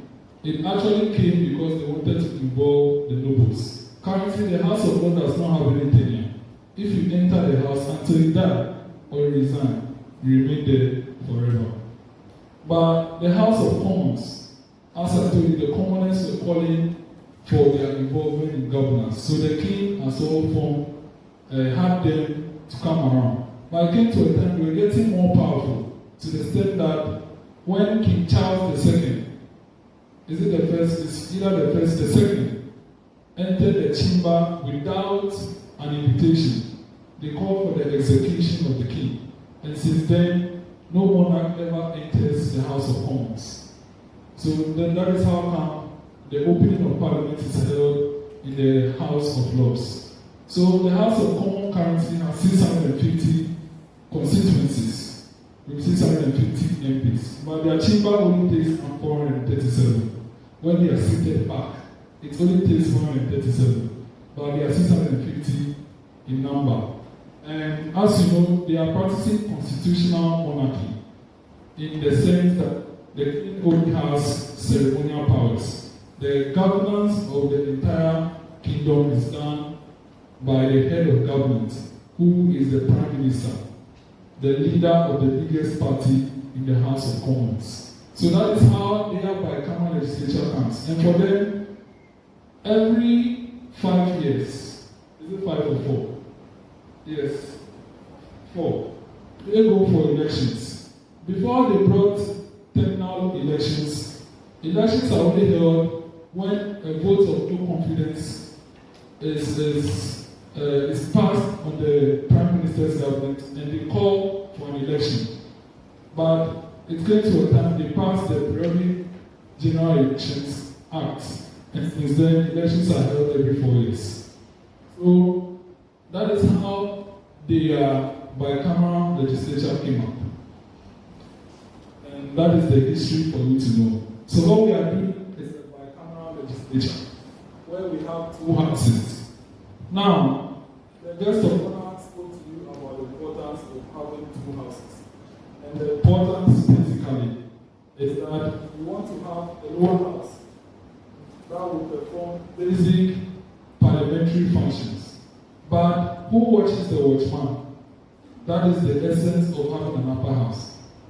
The reason why the upper house do have longer tenure, for instance, in the United States of America, senators have a tenure of 6 years, and House of Representatives, the representatives have a tenure of 2 years. It is done because they don't want senators worrying every time seeking for re-election. They want them to have the peace of mind and the luxury of time to properly play an oversight role and ensure that the legislative job is done very well. So in that concept, you know our parliament lasts for a year, but the Senate will last for 2 years. That is the understanding. So that is it for you to know. I just don't know why in Kenya and in the Federal Republic of Nigeria, the senators with the House of Representative members all have 4-year tenure, and in Kenya 5-year tenure. I think they need to revisit the concept of bicameralism and ensure that their senators have a longer tenure. But in Nigeria and Kenya, both houses have the same tenure. I don't think it should be so. So identifying that it is not the best practices, we pick the best to implement. So coming to the role, when it comes to senatorial office holders, those are senators holding position. As you know, we have the deputy president and then 4 leaders from each caucus. Your duties are the same. It's just like what happens in the parliament. It's just the same here. But over here, the number is smaller. You know, in the parliament, they have majority and minority chief whip and then 2 deputies. But here, we only have a chief whip and a deputy. That's the difference. The president is just like the speaker, but he's been called president. But he has only 1 deputy. that is the deputy president. So the duty is just the same. I will not take time to elaborate on your duty because all of you know what happens. Yes, so that is it. The duties of a senator is the same as a member of parliament. It's just the same. And in the orientation video, I elaborated on that. So for today, I won't speak on that. Now, the Senate over here, we have the clerk to the Senate, the deputy clerk, and assistant clerk, the marshal and the deputy marshal.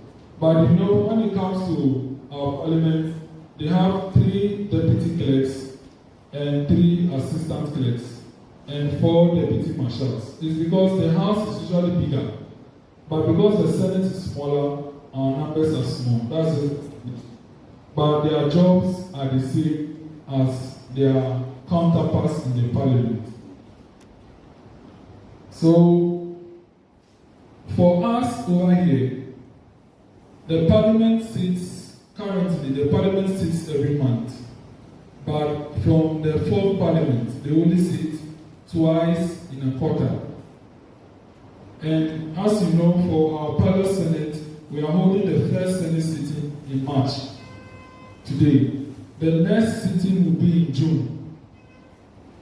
And the next sitting we'll have, which will be the 3rd Senate sitting, will be in September. By then, the 4th Parliament would have been formed. So those of you who are part of the Parliament, part of the Senate, if you want to be in the Parliament, it means you lose your membership of the Senate. Because by then, the House would have been recomposed, and then it will be more independent of the Senate.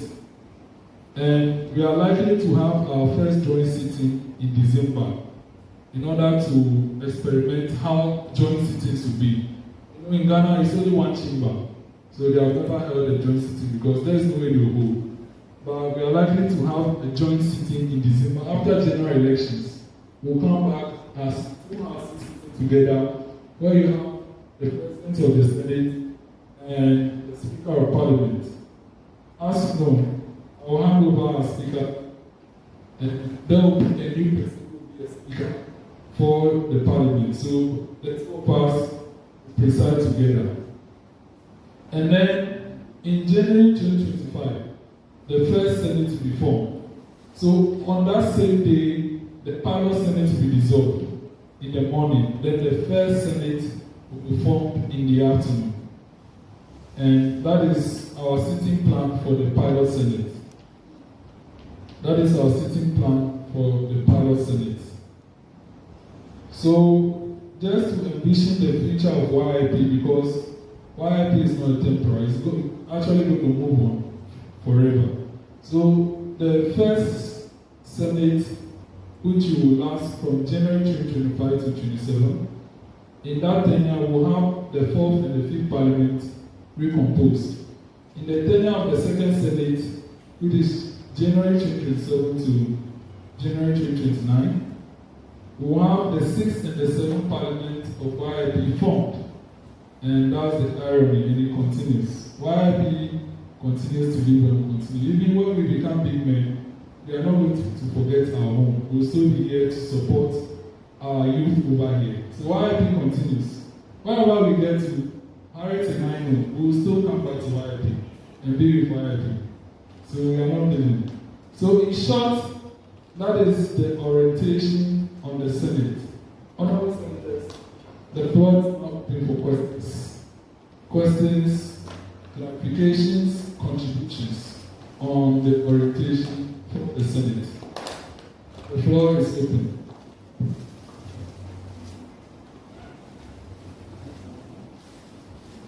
Yes, Honorable Senators, the floor is open.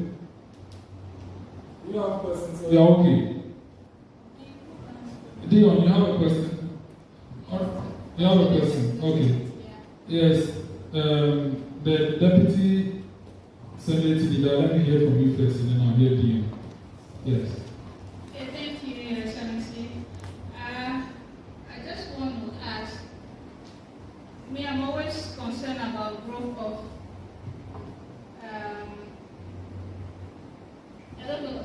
growth of any organization, the growth of an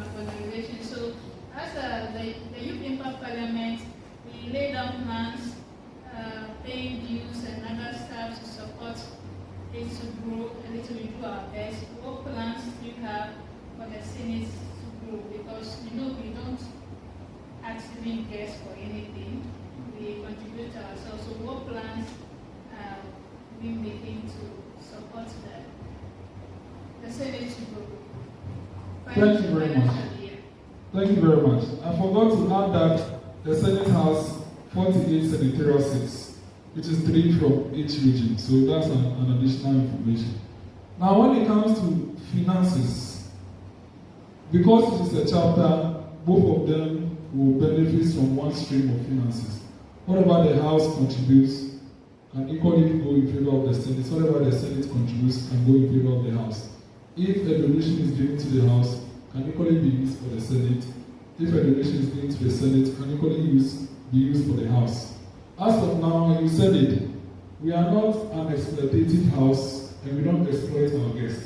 We are seeking for their presence and the information they give to us rather than ensuring that they give us cash. That is not the kind of youth you want to be. Now, when you get to them, anytime now, if you drop something, give us something. It's very exploitative, and I personally do not encourage that. If we want to stop monetization, let's stop from ourselves, and it continues to the top. So the right thing for us to do is to start applying for grants. And I'm very happy our guest has come because we really want to apply for grants to support the initiative than calling for putting pressure on our patrons and all those to support. So I'm putting things in place for us to apply for grants so that we can have this grant supporting us. Even when we have a lot of grants, we'll no more be making internal donations, internal contributions compulsory. Maybe only the inauguration, because I find it difficult asking people for money. So I want you to support wholeheartedly. Support wholeheartedly. Pay your levy on your own volition. I don't want anyone to go anywhere and claim that you are taking your money and not doing it. It has to be a full decision of yours to support the entire initiative. So we want to start applying for grants. And I'll sit with our guest of honor for us to apply for grants. And anytime the grants come, we use it for our projects and refresh our members and keep our souls high. It will be enlightening to the extent that even when the grants come, it flows to the movement and it flows to the foundation as well. You are the chief officer for the foundation. When our grants come, we use some of the grants, as you said, the deputy president equally recommended that we do some humanitarian stuff. Whatever grant that comes flows to all the chapters and the structures in the entire youth impact initiative. So we equally do some donations to promote the name and the brand. We are not only sitting and seeking for knowledge, but I want to impact others as well. We'll do that. So we want to apply for grants to support this drive. So that is what we want to do right now. And I'm equally going to sit. I'm very happy he spoke about that. We want to apply for grants to support what we do. And when these grants come, we see it reflecting in our entire school.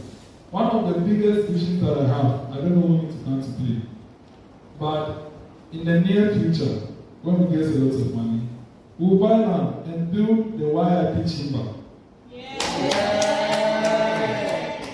A full parliamentary chamber for our proceedings. Yes. And it's a big vision that will not stop until it happens. And we believe we can get grants to fund this and not only donations. So we are going to read that we'll stop using venues like these are everyone. Then we'll have a whole fully stocked, intentionally built parliamentary chamber for our staffs. Yes, so that's it. From now, we are going for grants. Grants is the way. We'll apply for all of them and we'll see the support company. Yes, please. Thank you, Mr. President. So I want to chip in one thing here. So in this chamber, you have professionals and intellectuals. So one of the smartest ways to actually raise funds will be that I'll give you a couple of sites. Okay. that give grants to X number of interventions. For example, when you are doing a solar project, okay? When you are doing a community outreach that is for health. So many diverse ways of activities by members of this chamber. So that is how you keep the working committee moving. So when you are writing grants, you wouldn't write a grant only as a political chamber, but then you are writing as a political chamber that is undertaking projects in the community of your jurisdiction. This way it's even faster. So I think I'll share some of those things with you when it gets started. Thank you very much, our guest. Thank you very much. Let's hear from Dion Cooper. Fine. Yeah. Fin. Fine. Fine. Okay, thank you, Mr. President. We wanted to ask, since you said you have a position here, you dropped out of the Parliamentary. I wanted to ask, what about the Parliamentary service? Yes, so that is a discussion I need to have with you, whether you want to fully join the Parliament or you want to continue the Parliament or join the Senate. Because someone like Deborah and I, we are not going to be part of the fourth Parliament because we are moving to the Senate. And it's a question I'll soon put to King at the right time. If he wants to continue in the Parliament, it's not a problem. By the time the fourth Parliament is formed, that he will join fully and he will not be part of the would have gotten someone to replace him. So it's up to you as well, whether you want to be part of the Senate or you want to continue in the Parliament. Right now, one thing that I can promise you is that you are currently an assistant clerk. So in the fourth Parliament, you become a deputy clerk. Yeah. Yes. So it's for you to know. Yes. The only people that, yes, the Marshal as well, he is moving to the Senate. So it means the fourth Parliament will have a new Marshal and you don't need a Marshal for the Parliament. Oh, the clerk as well is moving to the Senate. It means for the fourth Parliament, there will be a new clerk for the fourth Parliament and it's not with him. Yes, for Honorable Harriet, she has informed me that she wishes to remain the youth MP for Ho Central in the Parliament. So for now, she will occupy this position. But when the fourth Parliament will be formed, then she will have to excuse us and remain in her chamber. Yeah. Yeah, so the only people who might not suffer from this exclusion is the founder and the co-founders. Having been the founder and the co-founders, they might have to be part of the two chambers. But the rule that will affect them is that they can only hold a leadership position in a chamber.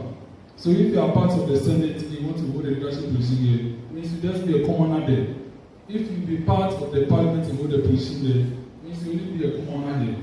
So that is how it will affect. So in that case, when I now excuse the House as Speaker, I will only be a youth MP. Yes, but when there is a joint sitting, I associate with only the Senate. Yes, in order for conflict of interest not to arise. So we have thought about all these things. Yes, because as a matter of fact, when there is duplication of members in both chambers, then you are not actually achieving your aim. Yes, but the reason why the founder and the co-founders are going to be part of the two is that when the vision bearers leave the vision could die. That is why we are having the opportunity to be part of both chambers. But the rules to apply is that you can only hold the leadership position in one. And it applies to both Emmanuel and Raymond as well. If they are going to hold a chairperson position in the Parliament, it means there will be common senators here. Yes, so that's for your information. So Leon, think about it. Think about it, and when you have a final answer, you can ask. Yeah, okay. Yes. Senator Dorcas Kwachi.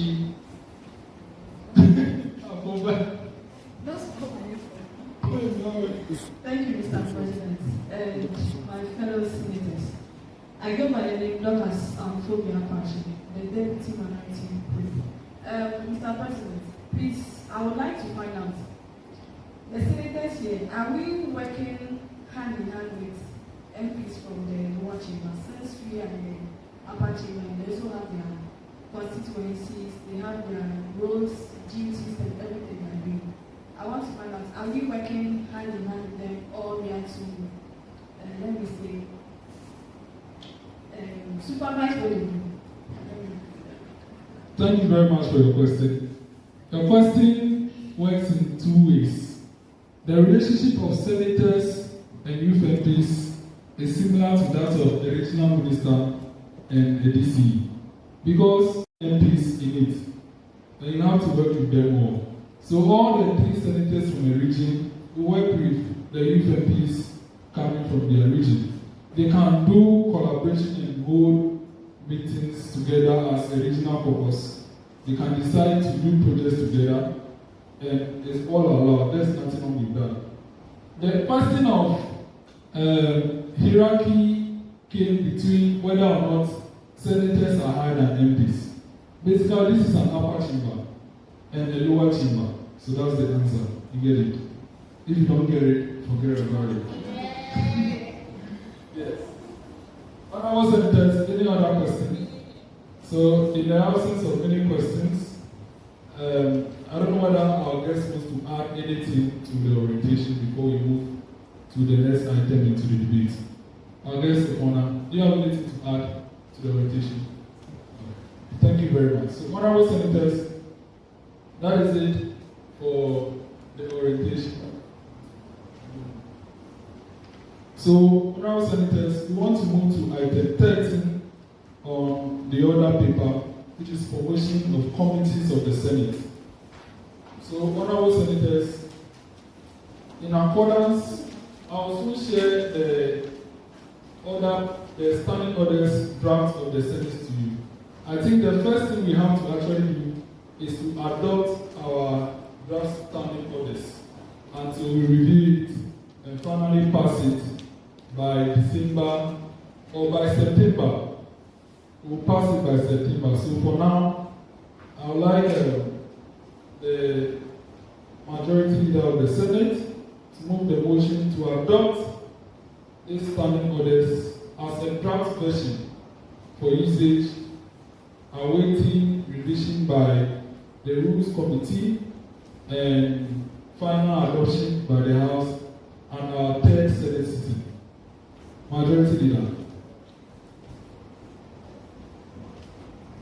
Thank you very much, Mr. President and honorable senators. I am Kelvin Azameti-Mensah, the Senator for Bunu East North Senatorial Constituency, and I rise to move the motion that we adopt the version of this draft until it's referred to the Rules Committee. Yes, until it's referred to the Rules Committee. Thank you very much. Thank you very much. Minority Leader of the Senate. Thank you, Mr. President. I go by the name Tawiah, Minority Leader as well. I do this again, the statement of the Majority Leader.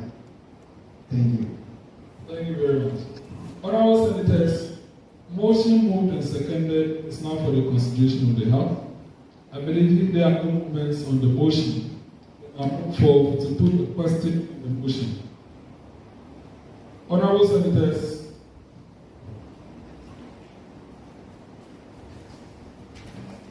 Honorable Senators, Honorable Senators, Honorable Senators, I will now move forward to put the question on the motion.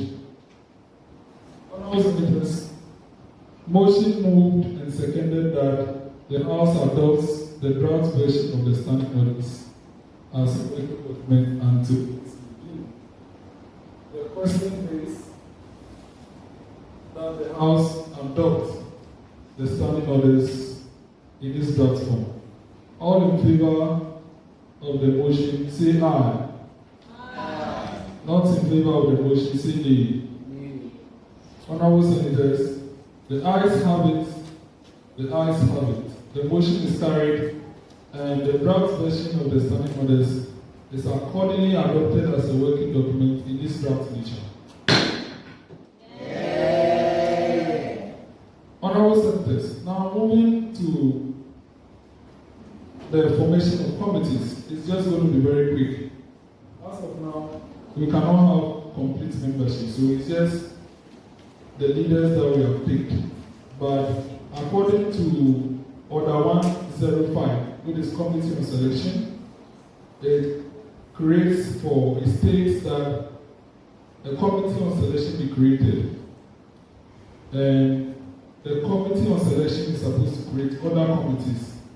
But temporarily, they want to have Committee on Ad hoc duties, which is to perform the duties of the Select Committees, the Appointments Committee, which is chaired by the Deputy President of the Senate, the Business Committee, which is chaired by the Majority Leader of the Senate, the Ethics Committee, that will be chaired by any Senator, the Intelligence Committee, that is chaired by the Minority Leader of the Senate, the Organizing Committee, that will be chaired by any Senator, the Publicity Committee, that will be chaired by any Senator, the Rules Committee, that is chaired by the President of the Senate, and the Welfare Committee.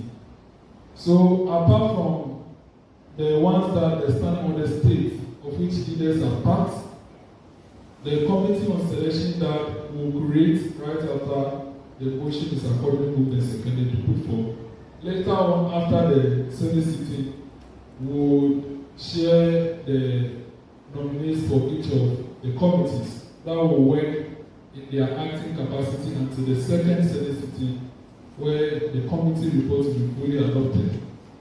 So in that concession, I want to call on the Majority Leader of the Senate to move the motion to constitute the Committee on Selection, the Committee on Ad hoc duties, of which I appoint and nominate the Majority Leader to chair that committee, and then the other interim committees that will act with single heads until the full formation of each of the committee will be presented at the second Senate sitting.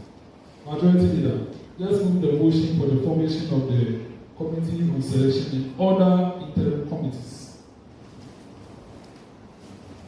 Mr. President, Honorable Senators, I am Kelvin Azameti Mensah, the Senator for Bono East Senatorial Constituency, and I move the motion that to form the Committee on Selection and other interim committees. All right, then I move the motion to form the Committee of Selection and other interim committees. Thank you. Thank you very much. Minority Leader, secondment.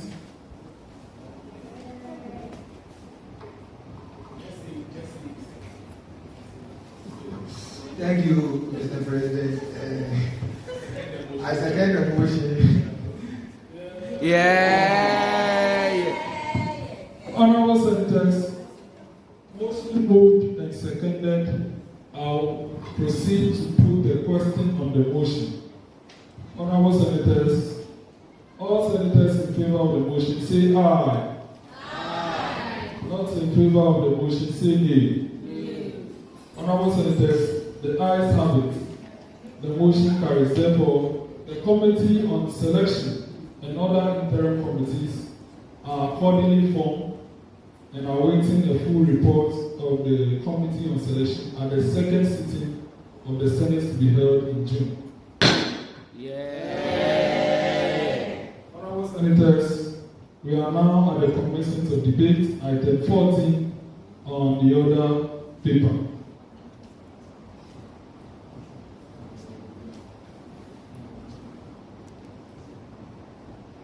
Yes, so we will now move to.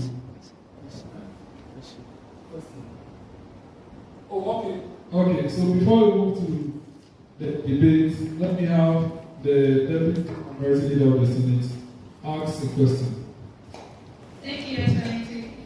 Please, I would like to find out if we will still maintain our patrons for both the Senate and the Union Parliament, because decide on moving here, I would not like to miss our patrons now.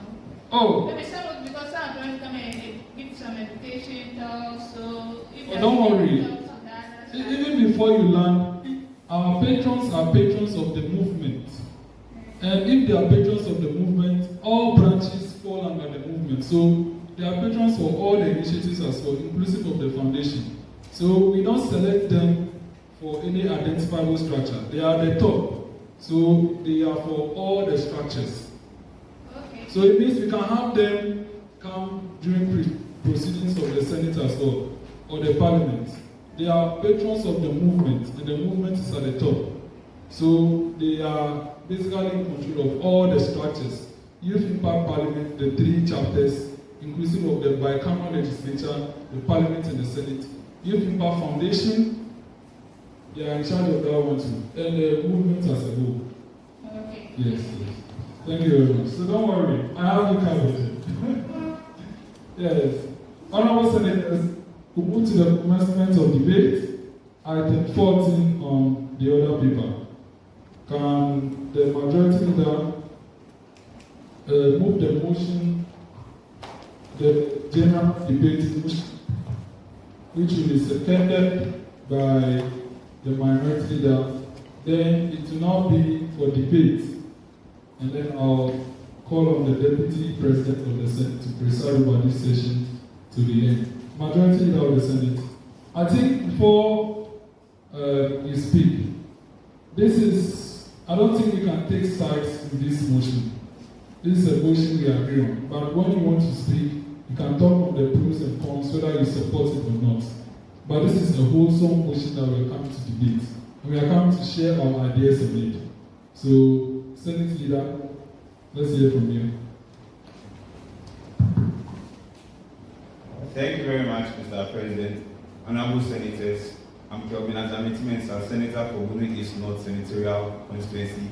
And I'd like to move the motion that the Senate could cease with the debate on the motion that the Senate resolves that Ghana introduces a bicameral legislature, making way for a Senate as the upper chamber of the legislature of the Republic of Ghana for efficiency and efficacy. Thank you. Thank you very much. Deputy Minority Leader, can you second the motion for debate?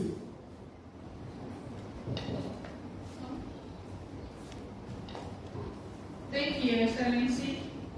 Honorable Senators, I'm Senator Harriet Senaman, the Senator for Volta Central.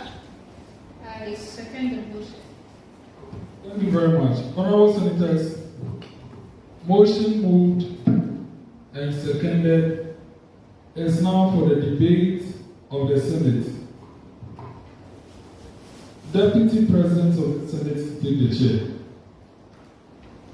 Now, the floor is open for your submissions on the Senate. Who is ready to speak first? That should be the leader of the House, the majority leader, to make his preliminary comments and submission on the motion. Deputy President, take the chair.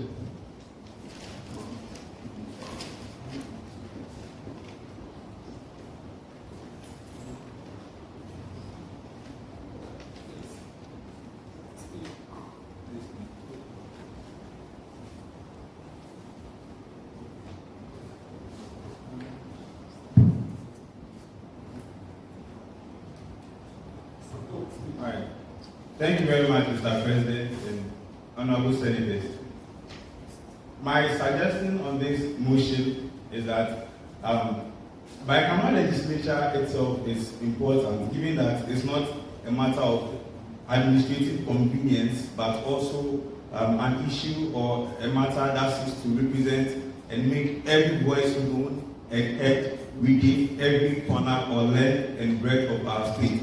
But what I have on it is, aren't we going to create a system where there could be bureaucracy and delays in passing certain projects and initiatives, given that it's going to, if the process is going to be scrutinized, at best we are going to have better decision making and efficiency and things like that. But how do we factor in the issue of bureaucracy and delay in decision making? How does that play? I think that's where my concern largely is. Thank you very much.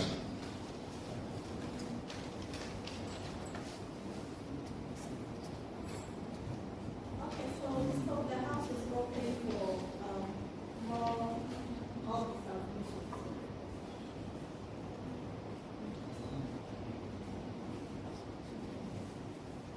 Okay.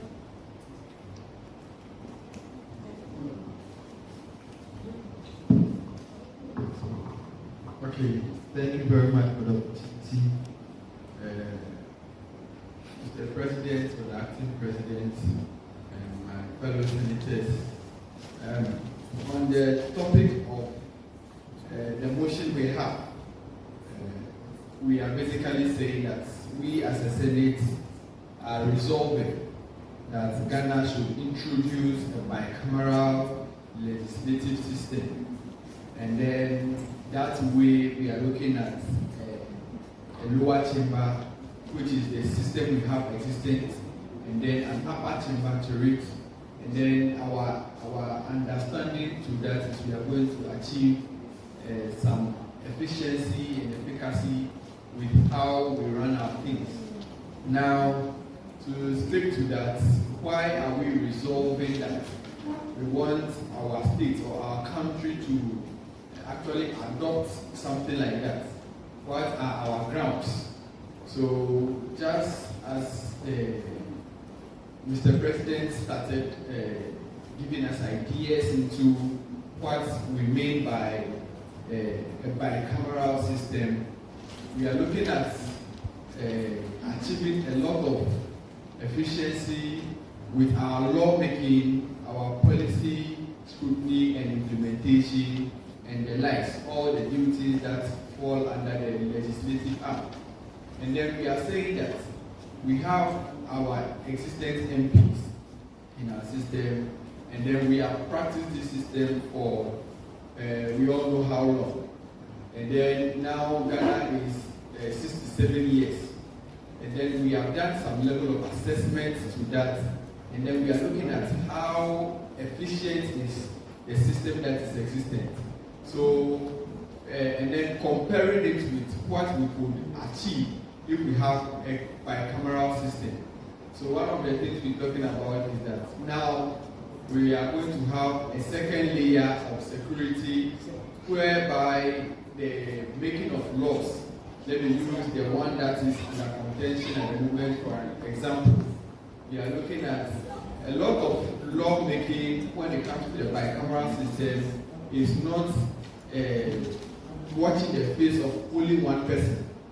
We all know that when it comes to maybe the LGBTQ plus law in Ghana, the moment you hear LG alone, you know that it's some judge, something that is not supposed to be that way, because at the end of the day, whatever law is made applies and encompasses all of us. All of us are subjected to that law. So what this system is actually going to introduce is that we are not looking at people who are afraid of losing their seats to some of these laws. I know the law is supposed to be left, but what is the implication of whatever law that is being made on me as a person? That is selfishness. Because even the law is now yet to be assented by the president, and then there are a lot of eyebrows here and there as to whether he should assent to it. None of the people who are asking whether it should be assented to or not is coming up with any tangible reason. But if we're having this bicameral system whereby by the time the law gets to the senatorial level, we know that we are almost getting a refined document, then that way we are going to achieve that efficiency we are looking at. So I think to sum up what all I'm saying, we have to go back to the books, and then in the build-up to introducing this senatorial system, we just have to make sure that our laws are made in such a way that all the loopholes we are identifying right now are sealed in the lawmaking process. so that we don't just add work to the existing work. We just bring MPs, or we bring new people, or we just open a new name, a new brand.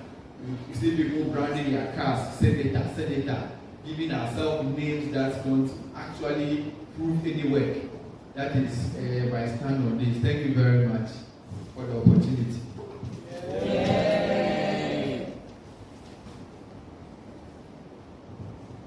Please, any more submission?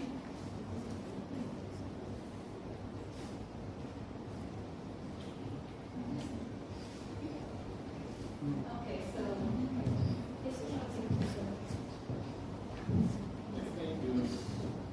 Madam Chair, so mine is to buttress the point of the engineer.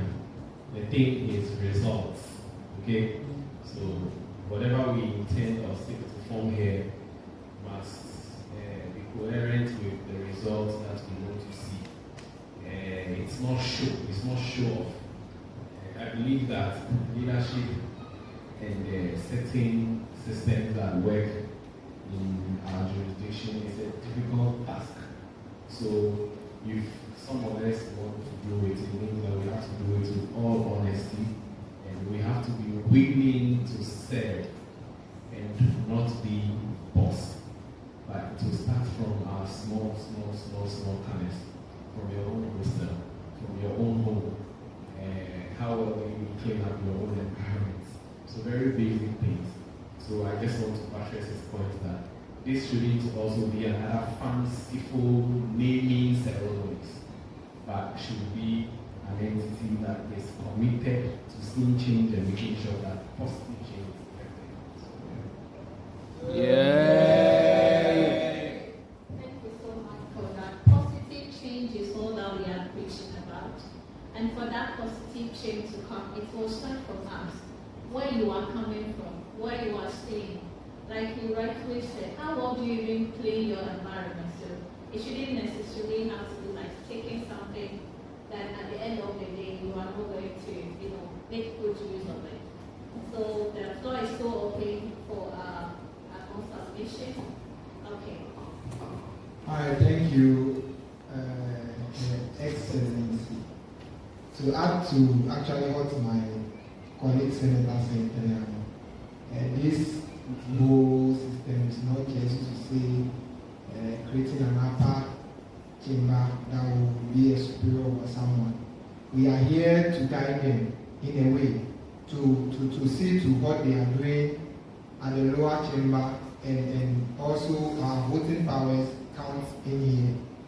Actually, when we get to know that sometimes there are debates down there, or the things they subject to do are not a bit okay, let's try as much as possible as we are at the top, monitor what they do and try to put things in order.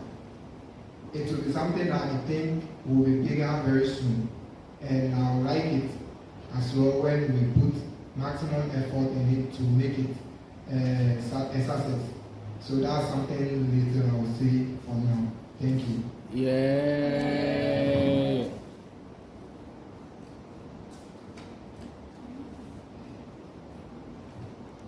Oh, I thought you wanted to ask something.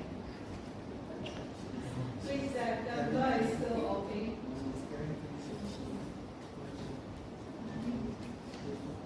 Okay, majority leader.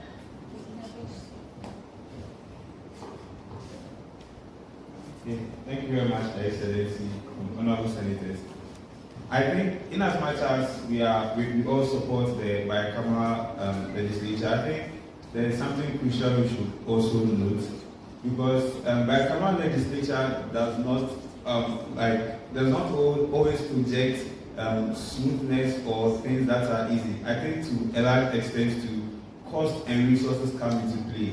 Maintaining the chamber, salaries, operational costs, etc. So for a country as this, to what extent our financial restraint, things like budgeting, how can we ensure that we are able to cater for the cost whilst maintaining efficiency and efficacy in that instance? Because if you are having two chambers, most likely we would have to have separate chambers for both to reflect the lower chamber and the upper chamber, which is an extra cost. So how is the maintenance going to be? How are our resources going to be managed in that regard? So in as much as efficiency, scrutiny, and efficacy is something good, we should consider the logistic behind that too. Thank you. Yay!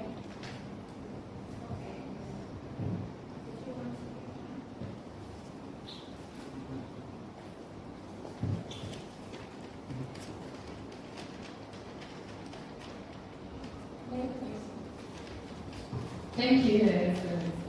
Okay, so to add to what he said, or to give a suggestion to what he said, well, he's right about the finances. We can equally do it two ways. Give the positions to the well-to-do people and add the commoners to be able to get the scrutiny and everything right. So the well-to-do people wouldn't need much salaries, much this, to be able to not make them more powerful and to widen the gap.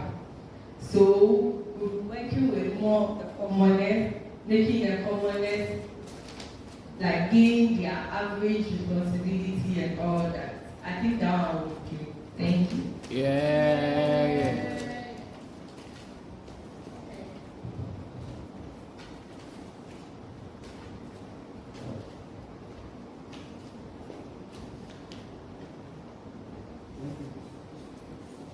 Thank you very much, the President and the House. My name once again is Felix Adiche. To buttress the points that have been made already by my fellow senators, I think one thing we as young or we as youth are gradually accepting, which ought not to be so, is that we see leadership more as sitting on top and being served. We don't see it as we serving the people who have kept us wherever we are. So we one of the most lucrative ventures in our country, if not the most, I have every right to say it is the most lucrative, is just become a politician, as simple as that. So you could, I'm a teacher on the side, you could get a student, maybe as young as whatsoever, and then what do you want to become in the future? I want to become a politician. I'm one of these people that growing up, at least I had a good teacher. Then when we were doing career days, we had opportunity for this teacher to explain to us that he's not encouraging his students saying that I want to become a politician at my tender age, because that was what we were looking up to. The richest man in our area was the assemblyman. He's a politician.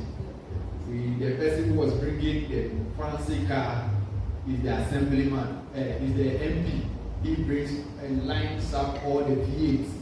At the time, I blew up at the time, in quotes, a political figure in this country came to do campaign and then had this rooftop V8, was standing out and was spreading money. So if I am at that young age and I'm looking at making it in life, definitely becoming like that politician is one of the options. This is all I'm trying to drive at. I had an advice from the regional minister. He told us that as young people, I was in school at the time, as young people, if you want to strive or make strides in politics, you should first of all make sure that you are doing something on your own.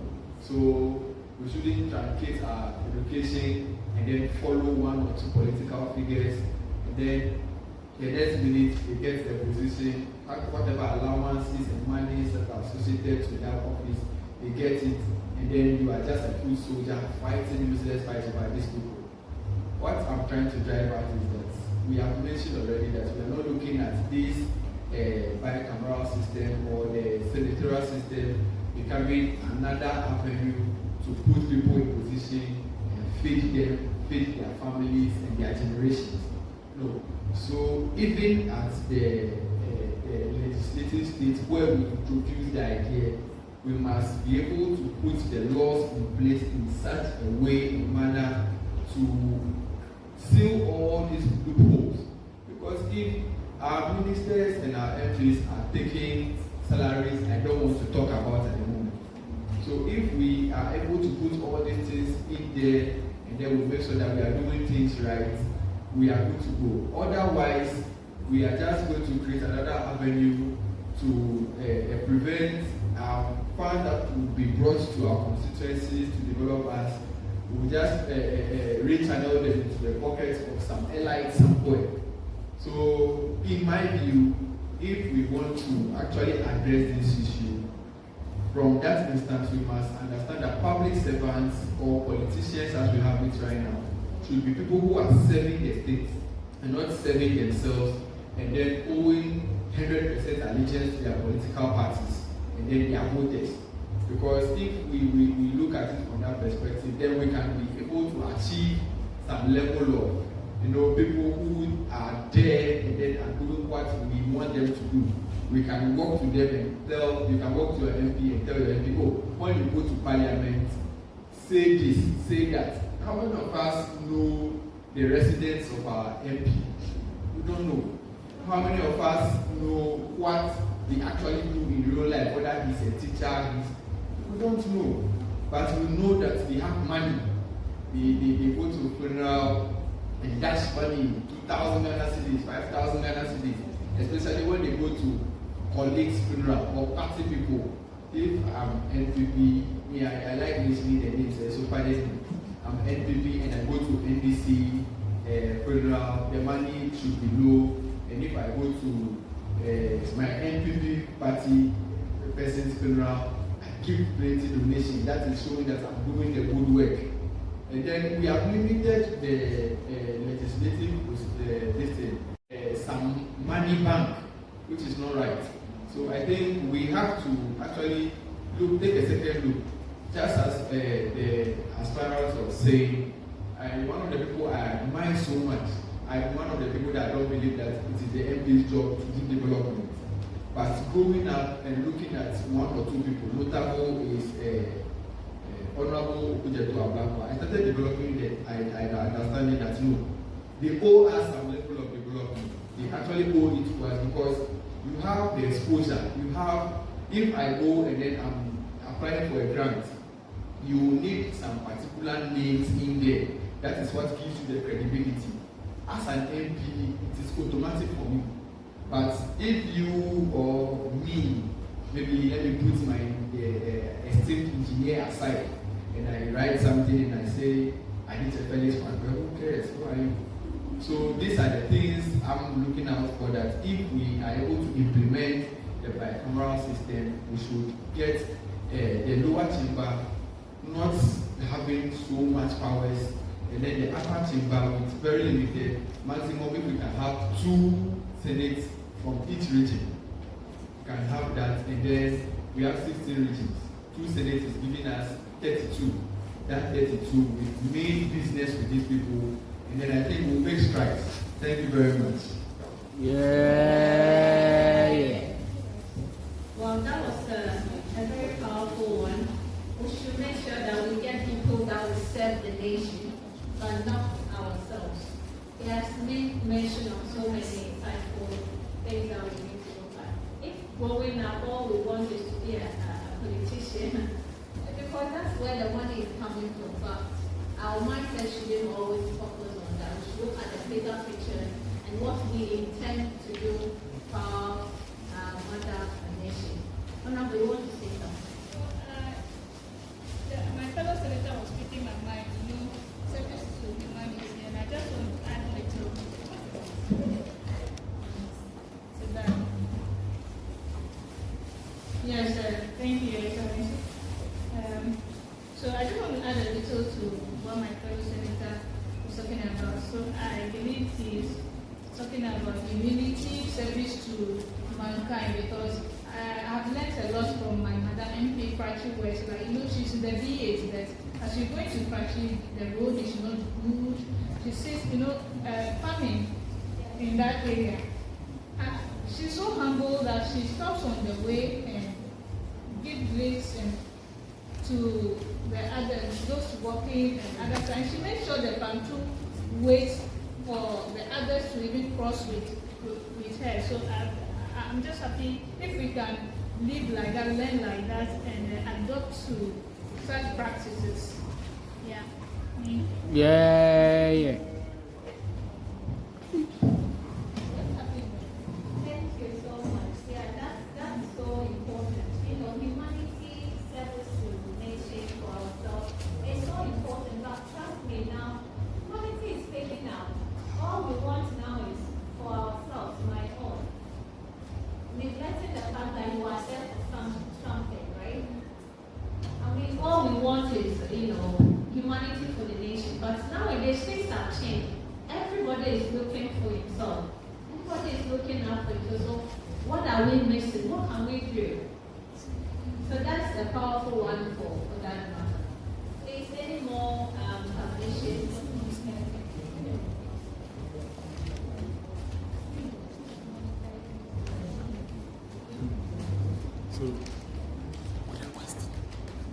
Please, are we okay? Any more questions?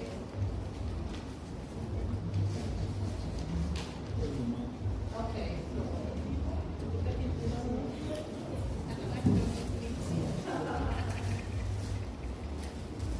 Thank you very much, Your Excellency, the Deputy President of the Senate.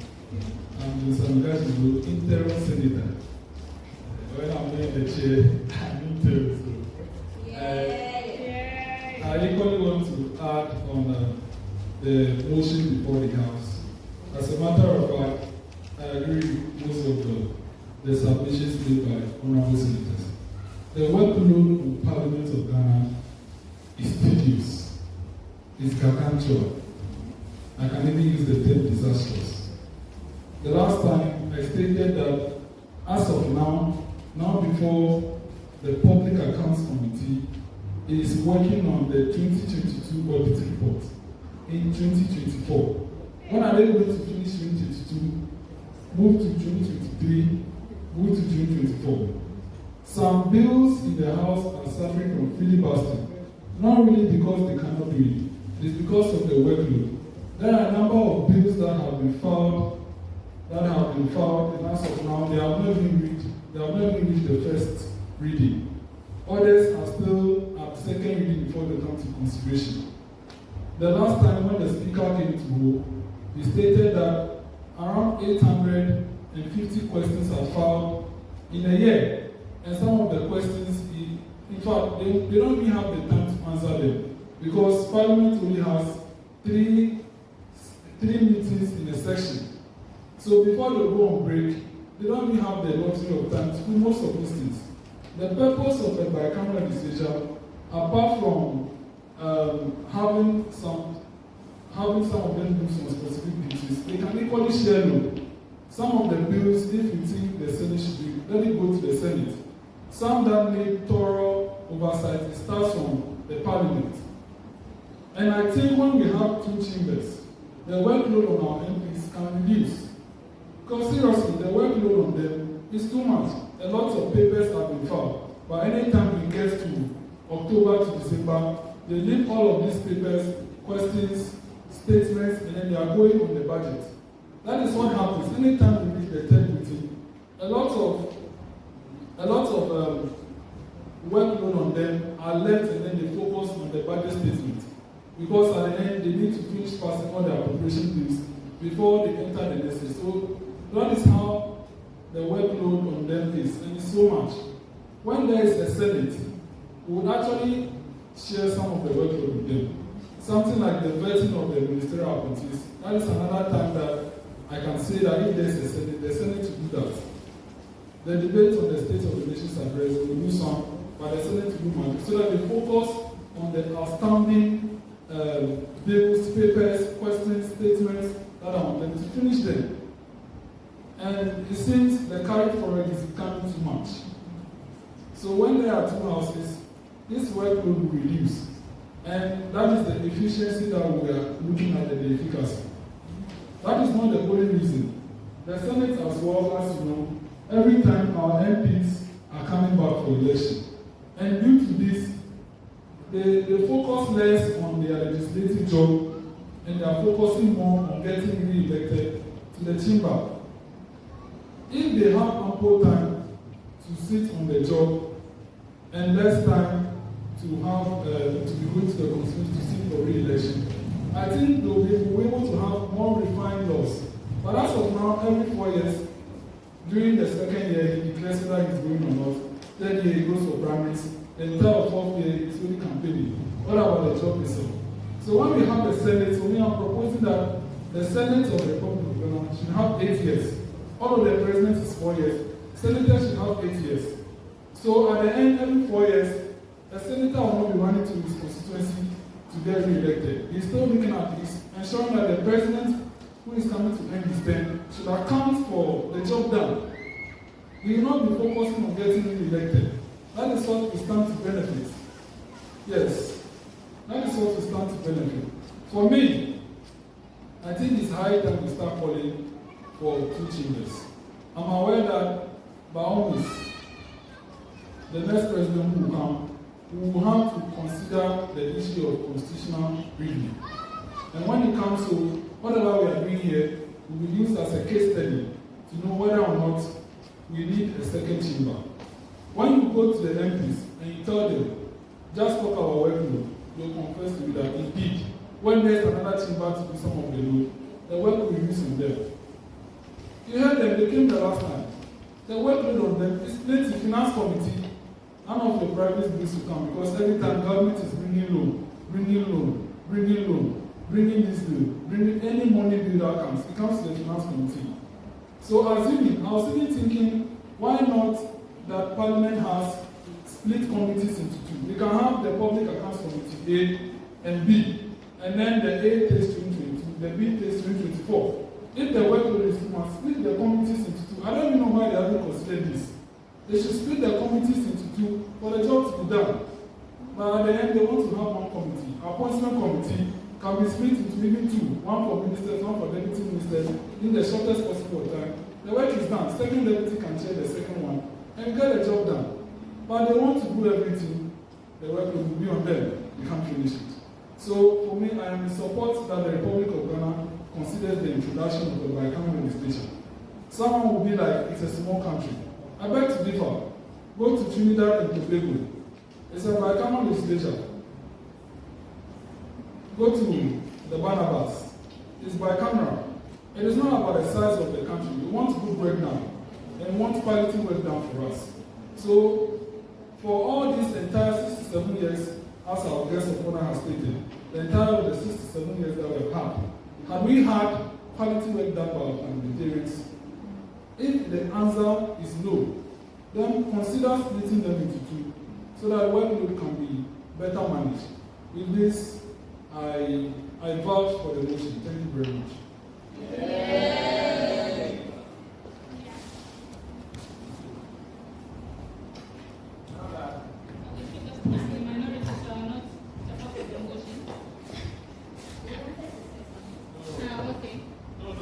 You are about to second his motion. Yes. Okay. Because now that Mr. President has spoken well, speaks now. I second the motion because, Mr. President, our last sitting. She's the opposite. Okay. Excellency. Our last sitting, Honorable Deborah was part of our youth impact Parliamentary. He said he's part of the ECOWAS Union. So that responsibility, as the President spoke, that too much pressure on the MPs. That responsibility of them joining the ECOWAS, wouldn't it be better if they are part of the Senate, like 2 chambers? Yeah, so I second what he's saying. Okay. That was a powerful one coming from His Excellency. I mean, looking at the whole issue here, year, when you look at Parliament, the workload and everything, it's becoming too much. It gets to a point that something that can be done within shortest possible time is pending, and there's nothing you can do. Whilst you can have these two divisions, each and everyone is having their own roles to play. At the end of the day, you are now looking for accountability. This is what you're supposed to do. Are you done? Were you able to do it? If we are not able to do, what can we do to help in order to get the work done easily? So, yeah, I think the bicameral will equally help and support, make our activities run very fast, and give us the insight, all the activities and what we really need as a country. So it's great. On that note, we are okay. But before that, we want to take our, closing remarks from our... Question. Yeah, we want more questions as well. Put the question on the motion. Okay, so now we are putting the question on the motion before our guest speaker gives us our final, remarks. So, okay. I think you can, excuse me, but this is a learning curve for everybody, okay? If we have to correct each other with anything, we can openly speak. Okay. This is the only place we get a chance to do that. Okay. If we move from here to the higher places, it is expected that you know it before you get there. So if you have to correct, then everybody starts corrected, openly blow it so that the rest of the team can learn. When she's not here, somebody else has to sit in for her. It works, okay?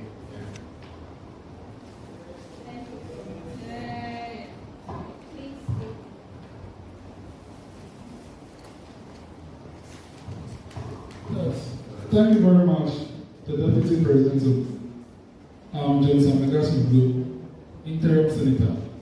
Madam President, as the motion has been thoroughly debated and it has already been moved and seconded, I call on you to now put the question on the motion for the House to speak for it and accept it as a whole. And after the ayes have it and the motion is carried, then you bound the gavel. And we'll now hear from our guest of honor and myself before we move to the adjournment of the Senate. Thank you very much. Okay, so on that note, the question is put on to equally accept whether, it's not a matter of we are for or against this whole thing, but this is something that needs to be done and needs to be done properly.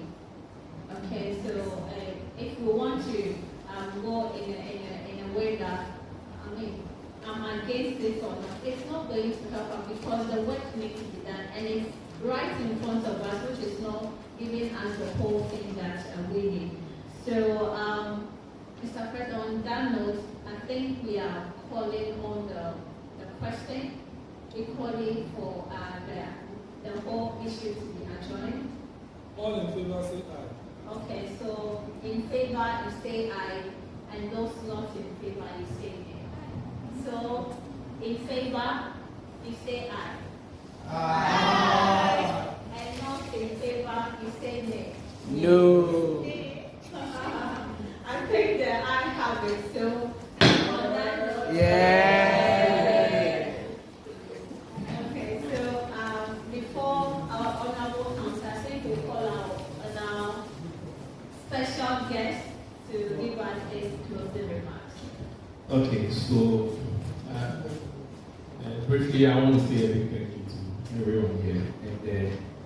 And one thing I will leave with you is that you shouldn't shy away from having to engage in these discussions where it is necessary to make corrections. Let's make them, and where it's necessary to learn, let's learn. Because if we leave it to the people who are already aged and are running out of ideas, then it means it's going to remain the same way. We can only deal with complaints. So my plea to you is that be actively involved And Mr. President and your senators, try now to start engaging projects, like I said, so that you can get the attention of the community, get the attention of Ghana at large when you're in projects. Because only the Senate meetings will not carry. I'm telling you the truth. It might remain here, and even if you put it online, it might not have the impact you want it to have. So look at projects that you can do with the professionals that are here, and where we can offer support, we will be available to do that as well. So finally, I entreat all of you to vote peacefully come 7th of December and make sure that you are at peace with everybody that you are campaigning for or that you will campaign against. I wish you all the best, and I hope to see more of this coming times. Everybody, and have a good time. Yay! Thank you so much. On that note, I would personally want to use this beautiful opportunity to thank you for your time.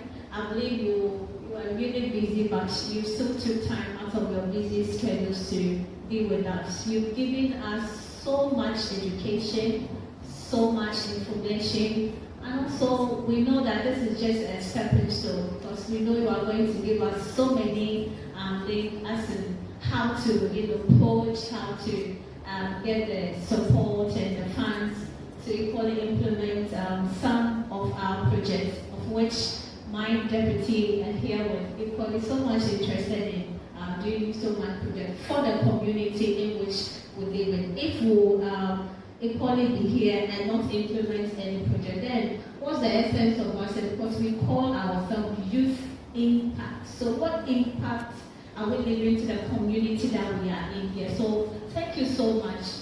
We are so grateful, and we hope to see more of you as days go by. And we equally come to you if we need any support, not in terms of monetary, but ideas and what have you, will still run to you. So thank you so much. On that note. Oh yes. Oh okay. Yeah. More money. Gosh.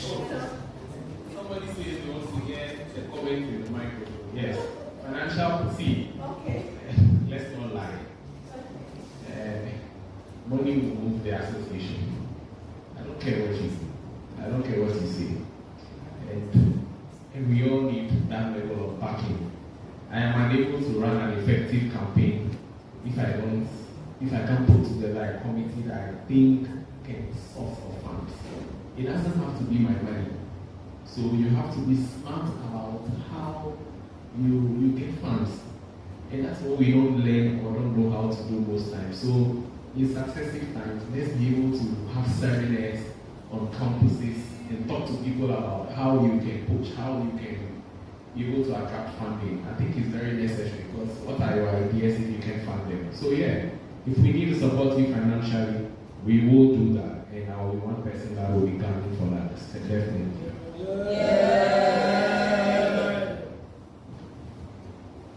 Thank you so much. Now we know the monetary came from the microphone, so it came through the microphone, so we are safe and secure from there. So on that note, I'll call on Mr. President. Kindly give us your remarks.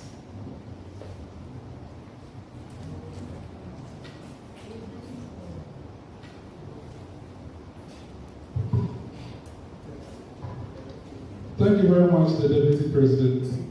May I, on this note, thank our guest of honor, Honorable Mawulorm Klutse, for honoring our invitation to visit us and share his wisdom with us. We are highly honored in his presence, and to your note, he has actually sponsored your refreshments. So, Honorable, we say thank you very much for the impact you have done. Yay! Honorable Senators, I want to thank all of you that have availed yourself to be part of this historic moment.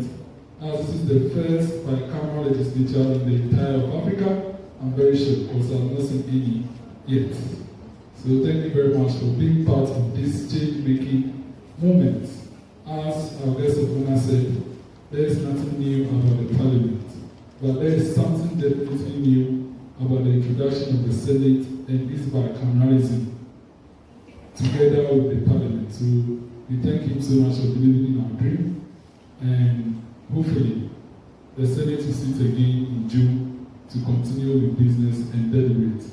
Madam President, thank you very much, and I call on the leaders to aid us adjourn and proceed to see to other important personal issues. Thank you very much.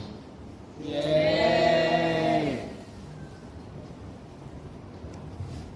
Excellency, Honorable Senators, I'm Kelvin Azamiti Mensa, Senator for Gombe East, North Senatorial Constituency.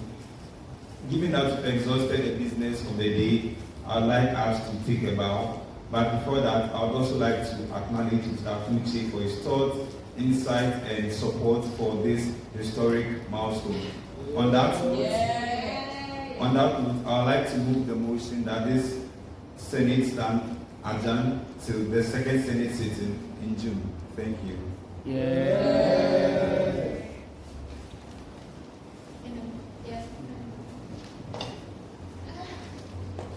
Your Excellency, thank you, our special guest, Honor. We appreciate your educative thoughts. On this note, I second the motion. Please check the Bible. Oh, you can hear my tiny voice. Okay, Your Excellency, our honorable guests, thank you for those educative.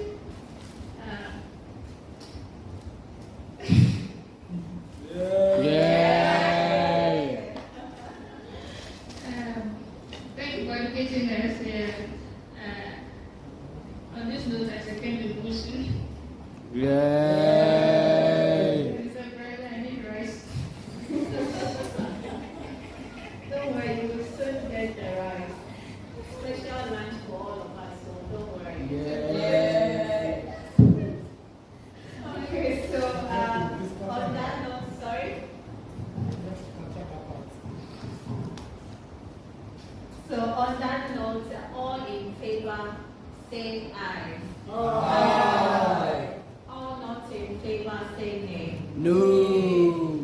Okay, so there will no harm in saying nay, so we'll still proceed. Because I heard someone say, I think, okay, so the President wants to say something.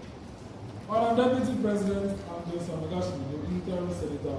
Madam Deputy President, I am confident that the ayes have it, and I call on you to put the question again for us on the job. Thank you.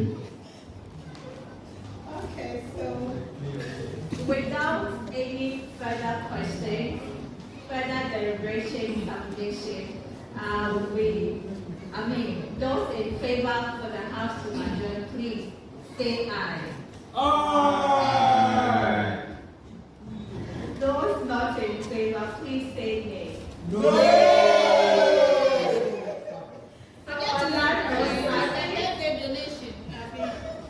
On that note, I think they no have it, so definitely we will still have to make sure that it's true the eye that have it. Please, are you with me? Yeah. Okay. Madam Deputy President, I'm Joseph Amegashie-Viglo, interim senator. Madam Deputy President, I am still highly confident that the ayes have it. I will now call on you to conduct a head count for the House to adjourn. The House wishes to vote to adjourn. Thank you very much.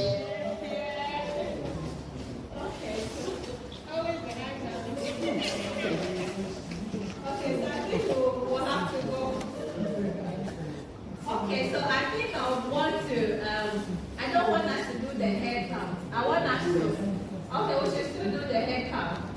Oh, okay, so those in favor, kindly raise your hands.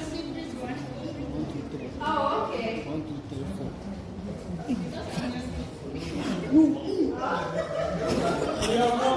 Okay, so I think on that note, then I have it. So